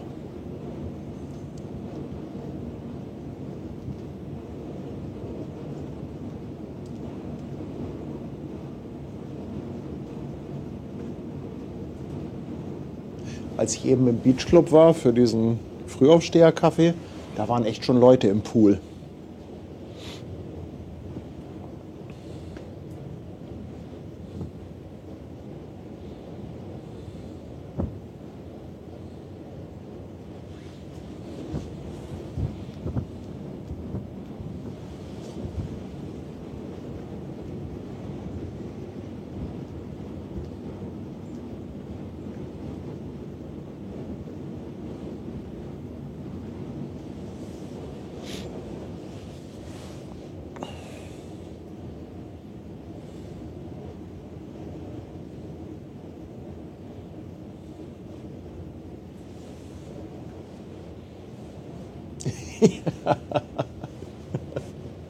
Dienstag haben die Seilbahn Ruhetag in Norwegen. Nee, nee, nee, nee.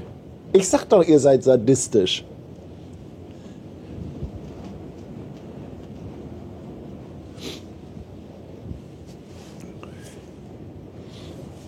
Ihr seid sadistisch.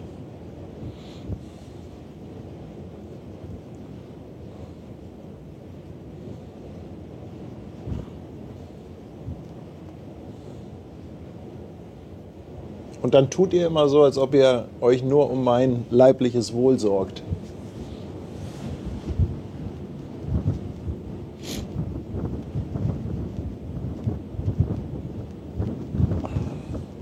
Genau, Mutti macht nichts, schreibt es auch nochmal. Nichts gegen die Ultras, aber Brigitte ist einfach nochmal eine andere Liga. Ja, die Ultras, die sind ja auch noch völlig neu im Game. Die gibt es ja noch nicht mal ein Jahr. Brigitte, die war ja schon da, bevor AIDA gegründet wurde.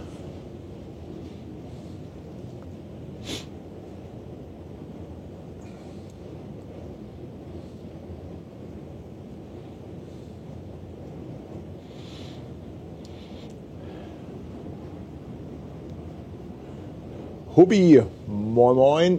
Oh, habe ich jetzt echt moin moin gesagt? Gibt's doch gar nicht. Ey, jetzt habe ich aber Sabbelwasser getrunken.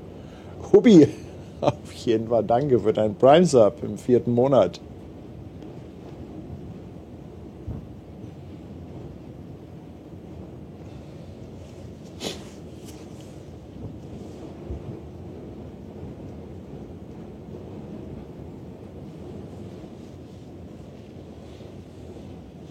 Also ich finde, die Kameraführung der AIDA ist hervorragend. Einfach aufstellen und die Landschaft vorbeiziehen lassen. Ich finde, das hat eine perfekte Geschwindigkeit.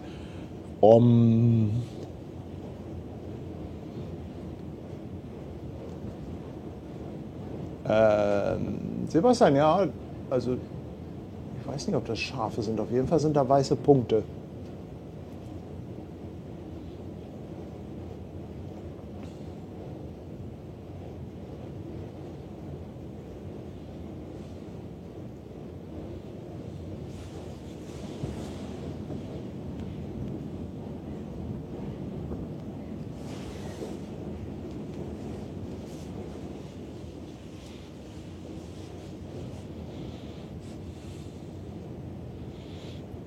Glückstadt ist auch anwesend.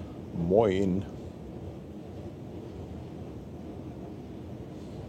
Ja, Brigitte, jetzt habe ich Sabbelwasser. Also wirklich, was so ein Kaffee ausrichten kann. Jetzt wisst ihr, was ihr davon habt.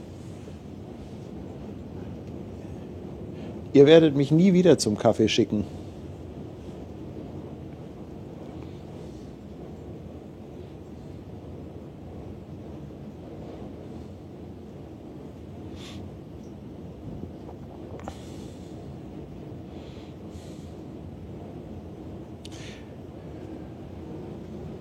Bin voll bei dir, Kirsten. Norwegen ist Entschleunigung pur. Absolut. 16 Monate schon. Danke, danke.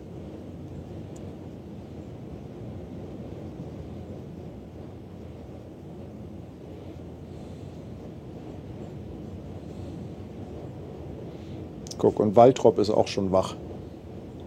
Moin.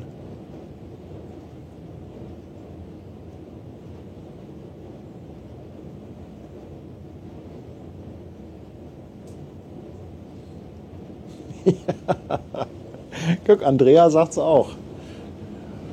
Verschlafen war ich auch gar nicht so schlecht.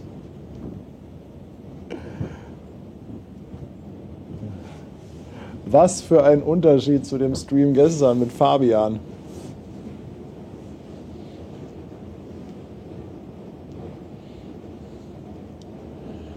Da haben wir gesammelt ohne Ende.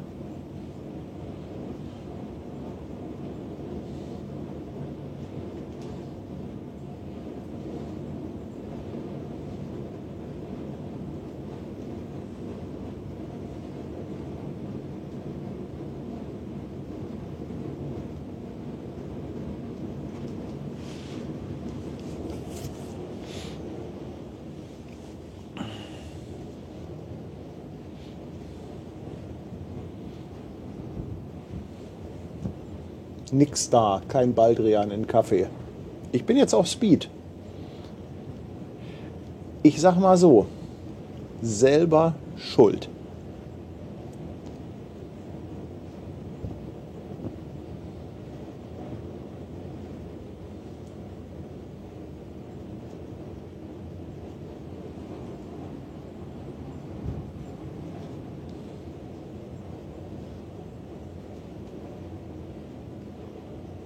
Ja, jetzt noch ein Energy Drink hinterher.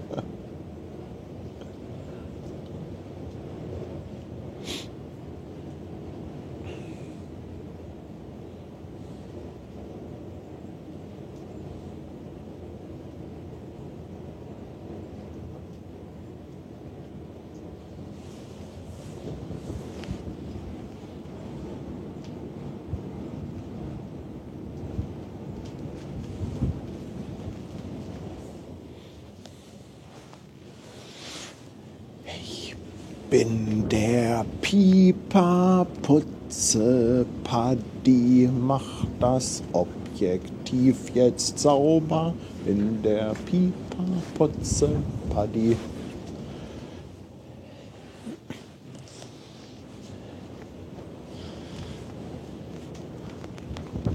Boah, jetzt kommt's wieder diagonal.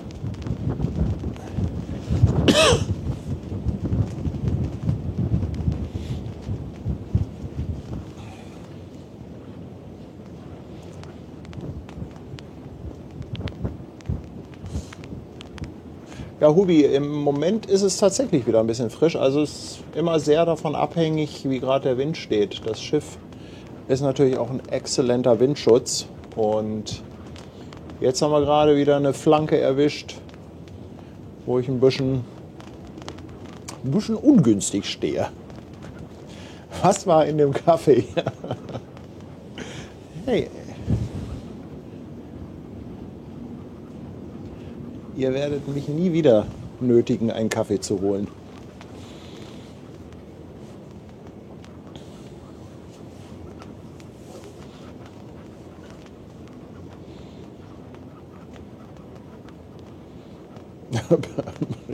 Fabian ist schon über der Zeit. Lasst Fabian doch mal in Ruhe da sein Video machen. Der hat eine halbe Stunde Zeit im Spa-Bereich zu filmen und das soll er auch mal in Ruhe machen.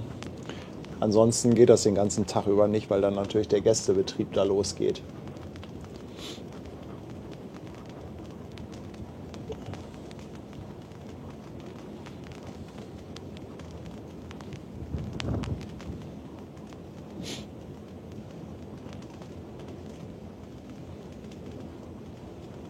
Ja.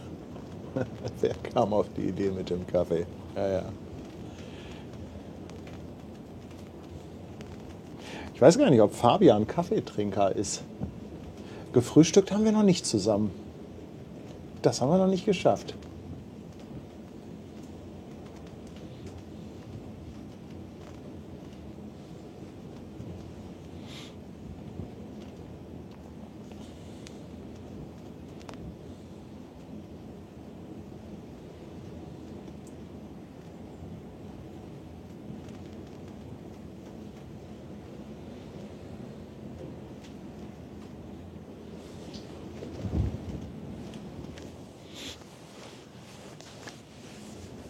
Da kommt der Pieper, Butze, Buddy, macht die Linse frei.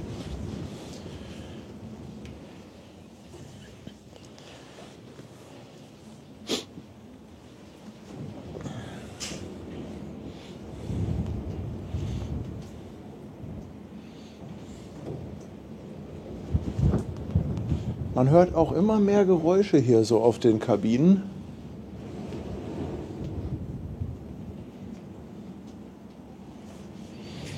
Also so langsam wacht das Schiff auf.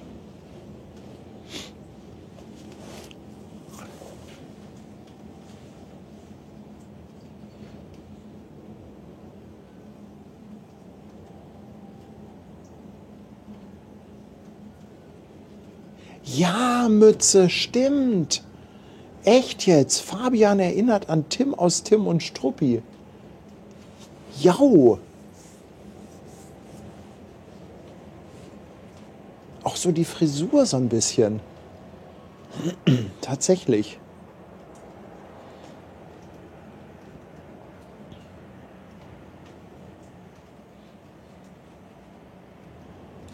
Aber, ihr Lieben, jetzt wisst ihr mal,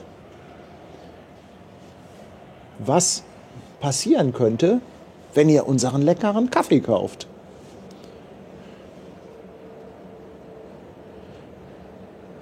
Kauft die mürrische Möwe, kauft den Sturmdrücker, kauft die Landratte. Oh, geht los. Morgen. Moin. Ein Kaffee ist da. Großartig. Plötzlich gibt es doch Roomservice hier, ne? Ja.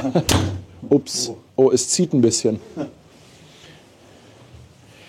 Ich habe mich mal ein bisschen strategisch wettergeschützter aufgebaut. Ja. Guten Morgen, ich bin auch da. Ja, wir sind ja auch schon fast da jetzt inzwischen. Ja. Warst du erfolgreich im Sparbereich? Ja. Habt ihr ein bisschen gefilmt? Genau, war alles leer. Um 8 Uhr öffnet der Bereich und von daher passt das jetzt perfekt.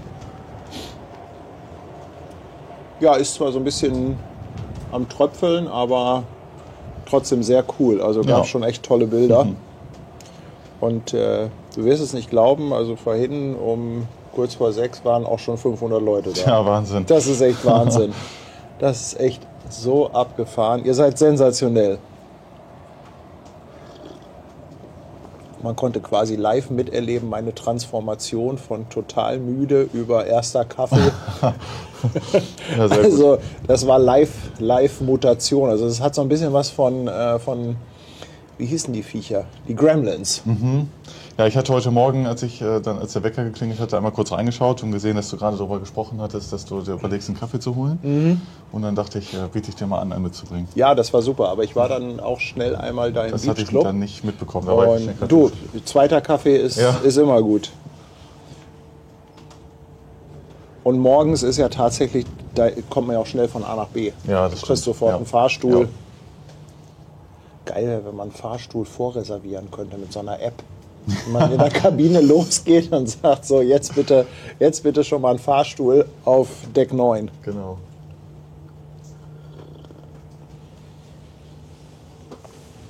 Ja, da oben sieht man ja auch schon ganz gut die Bergstation von der Seilbahn. Ach da, ich weiß gar nicht, ob ich da mit der Kamera hinkomme. Glaube, muss ich mal hier ein bisschen in den Regen. Da ist die Bergstation. Betonung liegt auf Seilbahn. Treppen gibt es da gar nicht hoch. Also das ist ein Berg, den man definitiv nicht zu Fuß erklimmen kann. Das stimmt nicht ganz. Halt doch die Klappe, Fabian. Habe ich schon mal. Das ist der Berg, wo ich dir mal erzählt habe, dass ich oben über den Wolken angekommen bin. So ein Verräter. Da gab es die Seilbahn aber noch nicht. Das ist inzwischen komfortabler. Und das war wirklich, ist vielleicht ganz interessant, die Story. Das war auch ein regnerischer Tag wie heute und die Wolken hingen viel tiefer. Das heißt, es war gar nicht zu sehen, wie hoch ist der Berg überhaupt.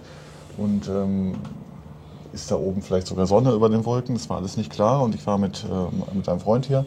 Und das ist so ein Sportler gewesen. Der meinte, es gibt kein schlechtes Wetter zum Wandern, wir gehen da jetzt hoch. Boah, und ich war sehr, sehr demotiviert an dem Tag, weil ich dachte, es hat doch keinen Sinn, wir sind da nur in den Wolken, man sieht nichts. Oben angekommen, wirklich die letzten 50 Höhenmeter waren wir plötzlich über den Wolken und hatten strahlenden Sonnenschein. Das war wirklich phänomenal. Abgefahren.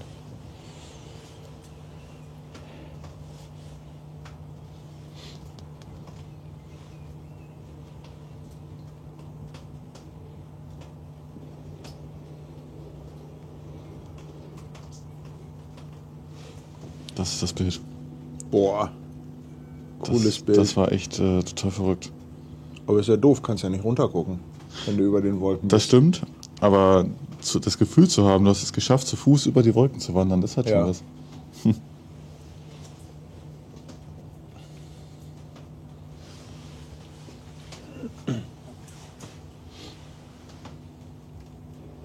Ja, ich habe schon gesagt, ich werde gleich erstmal ein bisschen mich nochmal hinlegen, Frühstück holen. Ihr habt ja heute Morgen ein bisschen Telefondienst, glaube ich, oder Bürodienst. Ja, zum einen das und heute steht an, den Schiffsrundgang zu filmen, also die ganzen Bereiche einmal abzulaufen und alles zu filmen, wenn die Gäste an Land sind.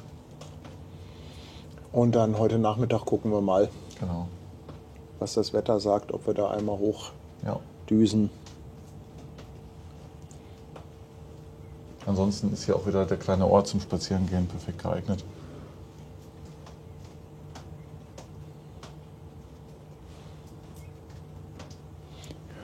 Wo legen wir denn an? Müssen wir da noch irgendwo rum? Ja, sieht man jetzt noch nicht. Also um die Ecke und hinter den Häusern sozusagen. einmal. Ja. Okay.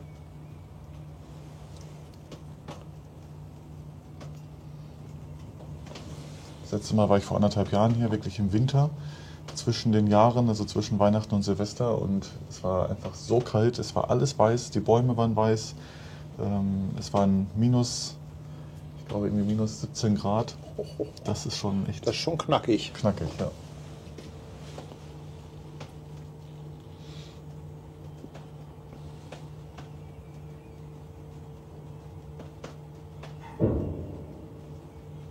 Es tut sich was auf der Mooring Station.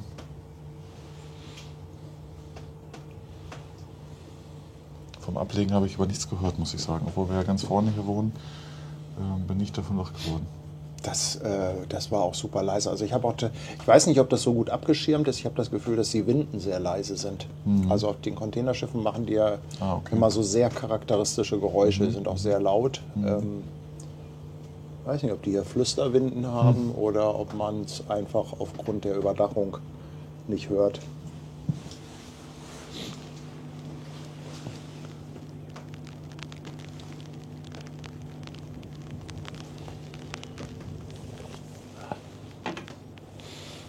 Fabian denkt immer daran, Fotos zu machen.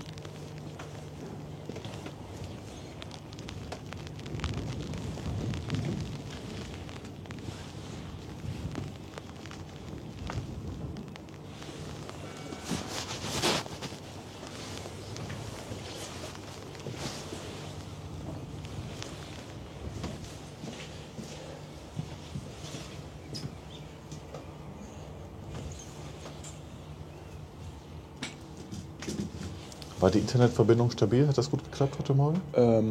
Ja, wir hatten zwischendurch einmal so ein kleines Loch, das war aber nur ein paar Minuten, wo es einmal ein bisschen in den Keller ging. Ja. Im Großen und Ganzen war das heute, glaube ich, ganz okay. Super.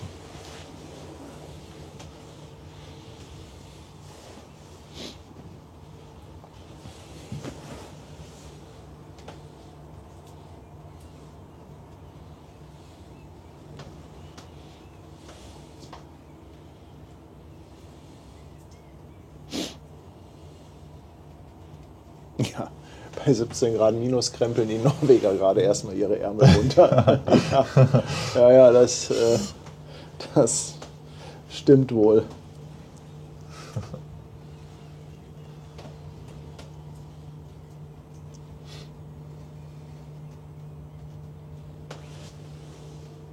Achso, und da müssen wir gleich einmal rechts rum wahrscheinlich, ne?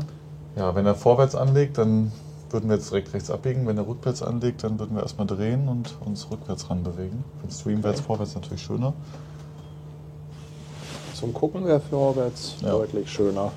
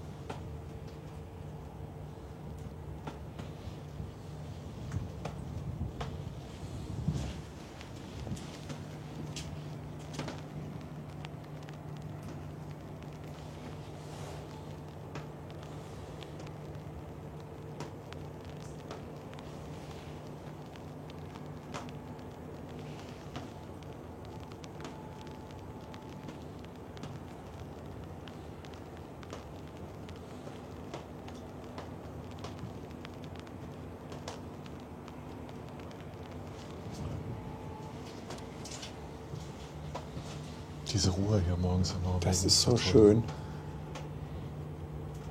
wir ziehen in Richtung Steuerbord rüber, dann sieht es ganz gut aus, dass wir vorwärts anlegen. Und ich glaube, das liegt auch wieder daran, weil die Pier nicht so lang ist und das mit dem mit dem vorderen Treppenhaus wieder so sein muss auch. Deswegen werden wir vorwärts anlegen. Das ist echt gut.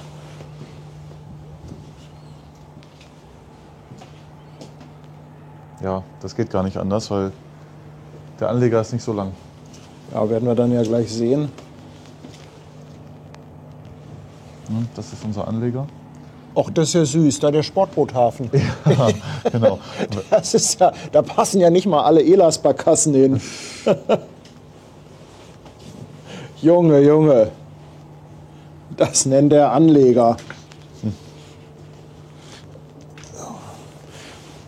Gucken, ob ich hier noch so ein bisschen rumkomme.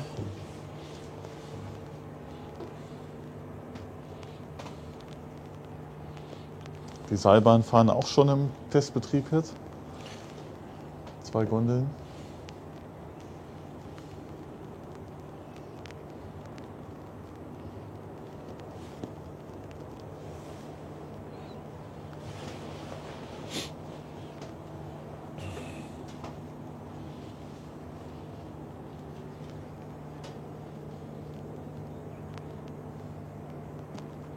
Festmacher sind auch schon da.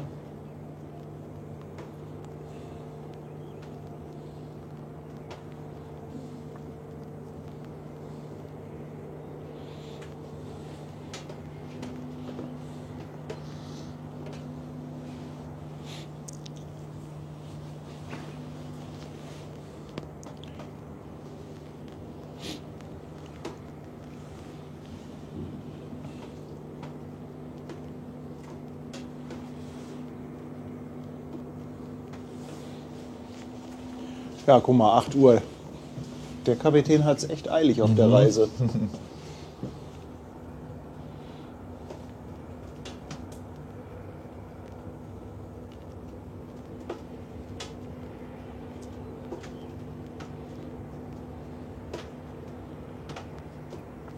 Da hoffen wir mal, dass heute Nachmittag das Wetter ganz gut ist. Also das mit der Seilbahn würde ich mir schon gerne geben. Drücken wir mal die Daumen. Was kostet die? Weißt du das? Typisch Norwegen nicht preiswert. Ich glaube um die zwischen 50 und 70 Euro pro Person. Also nicht wirklich einiges. Also so viel wie ein Bier. Alkohol soll ja exorbitant teuer in Norwegen sein. Guck mal gerade wegen dem Preis.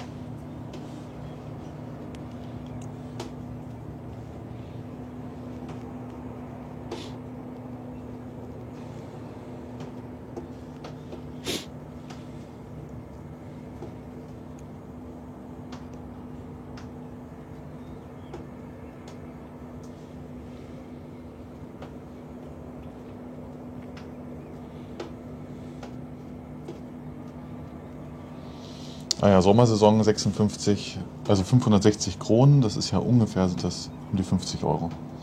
Hin und zurück. Du kannst auch nur eine Strecke fahren und die andere laufen ist günstiger. Aber gibt keine Rodelbahn runter oder Nee. eine Zipline. Nee. So eine Zipline direkt oben aufs Deck vom Schiff.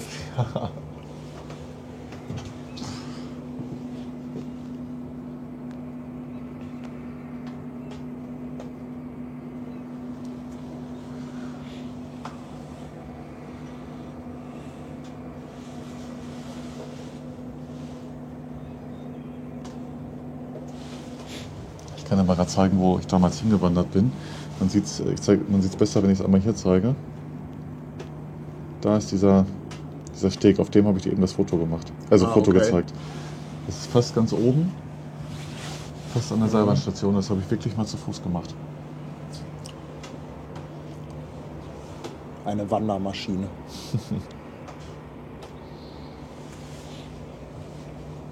Die fährt nur runter, steht im Kommentar. Ja.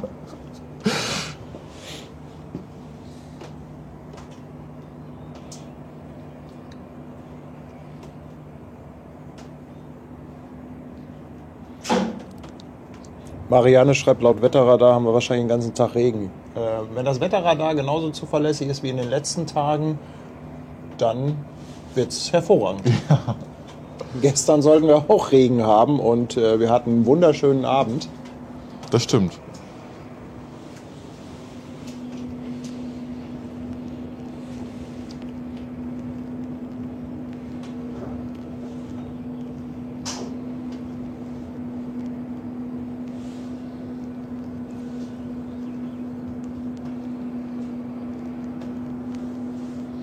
Da kommt auch gerade die Eisenbahn. Was ist das? Golden Train steht da dran. Ist das irgendwie was Besonderes? Ist das irgendwie so ein Ableger vom Orient Express? Das ist hier auch fast so wie in Flom, eine sehr berühmte Bahnstrecke, die durch die Berglandschaft von Norwegen führt. Könnte ich mir auch vorstellen, mit der Eisenbahn hier durch die Berge.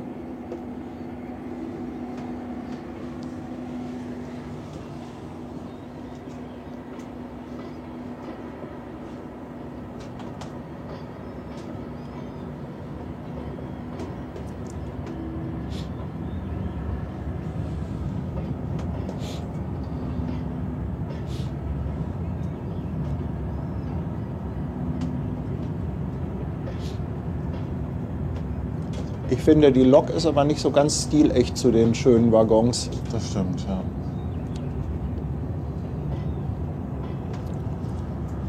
Da müsste jetzt noch so eine alte Dampflok vorne dran.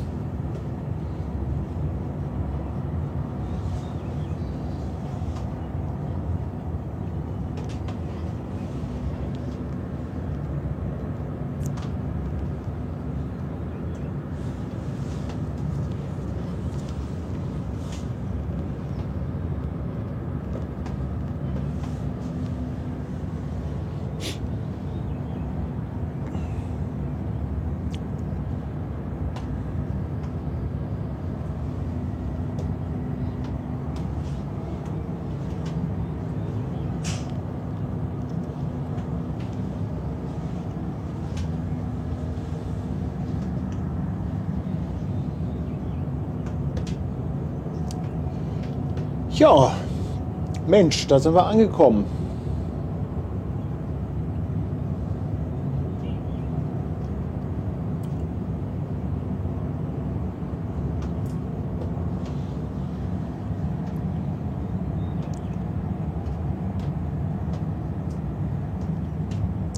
Golden Train kann man googeln. Schönste Bahnstrecke Europas.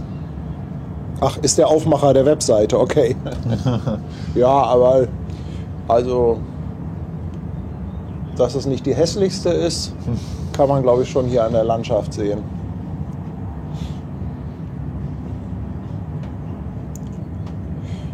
Überfahrt war in der Tat nicht sehr lang, aber fand ich jetzt auch ganz gut. Kann man einmal komplett von Anlegen bis Ablegen das mitnehmen. Heute Abend geht es glaube ich 20 Uhr wieder weiter. Und ich glaube, morgen haben wir auch wieder 11 Uhr Ankunft. Ah, okay. Also ich muss noch mal nachgucken, bin jetzt nicht ganz sicher. Ich habe es auch gerade gar nicht. Ich gucke mal gerade, ja.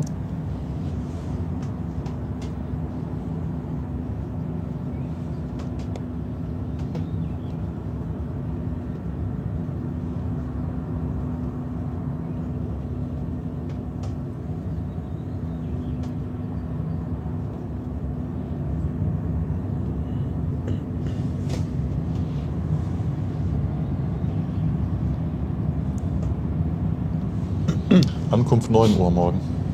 Heute Abfahrt 20 Uhr. Übrigens, weil hier noch mal gerade im Chat die Frage nach der Flagge kam. Mir hatte letztens noch jemand gesagt, Das ist doch nicht Rostock. das ne? ist doch nicht Rostock. Das könnte sein, dass das Berlin ist, weil der Kapitän aus Berlin kommt. Ach, dann hat es vielleicht damit, weil es war auf einmal AIDA-Schiff mal Rostock und dann dachte ich, das wäre wegen des Firmensitzes, also Ja. wegen der Zentrale. Also Aber man es kann kann sie auch- jetzt leider sehr schlecht sehen, weil die da gerade so ein bisschen unmotiviert runterbaumelt. Aber Das kann natürlich auch da vielleicht weiß das ja jemand von euch. Oder kann das erkennen.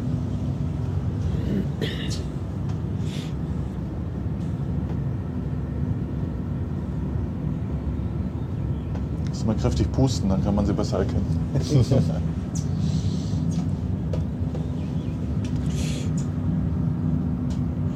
Also Lacklegger meint Berlin.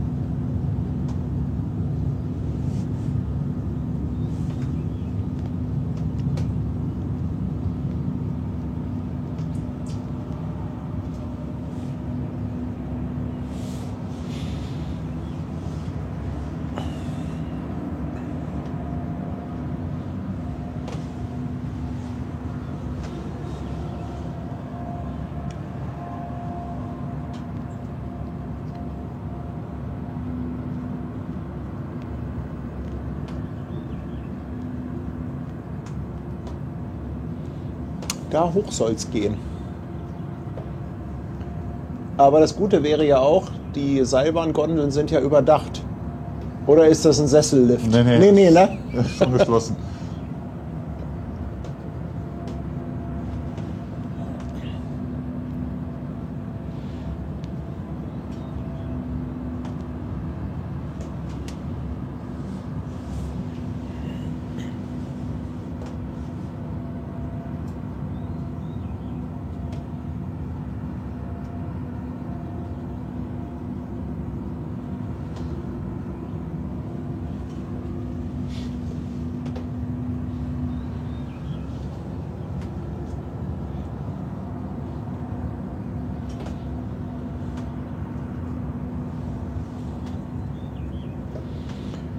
Ja, ich glaube, wir können sagen, dass wir angekommen sind, oder? Ja.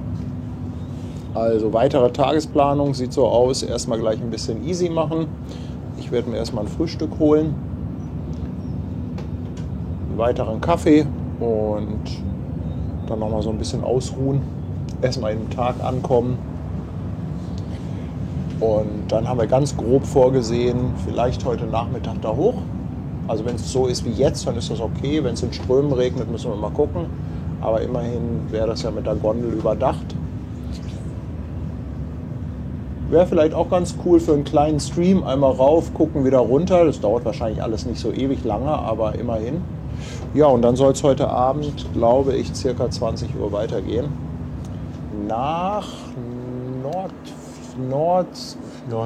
Nordfjordeid. Genau. Genau.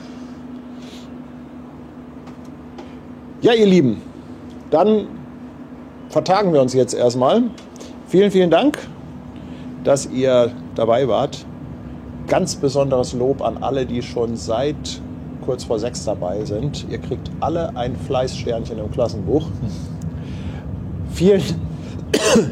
Vielen Dank natürlich auch an unsere Moderatoren, also ganz speziell natürlich heute mal Sebastian Kolze.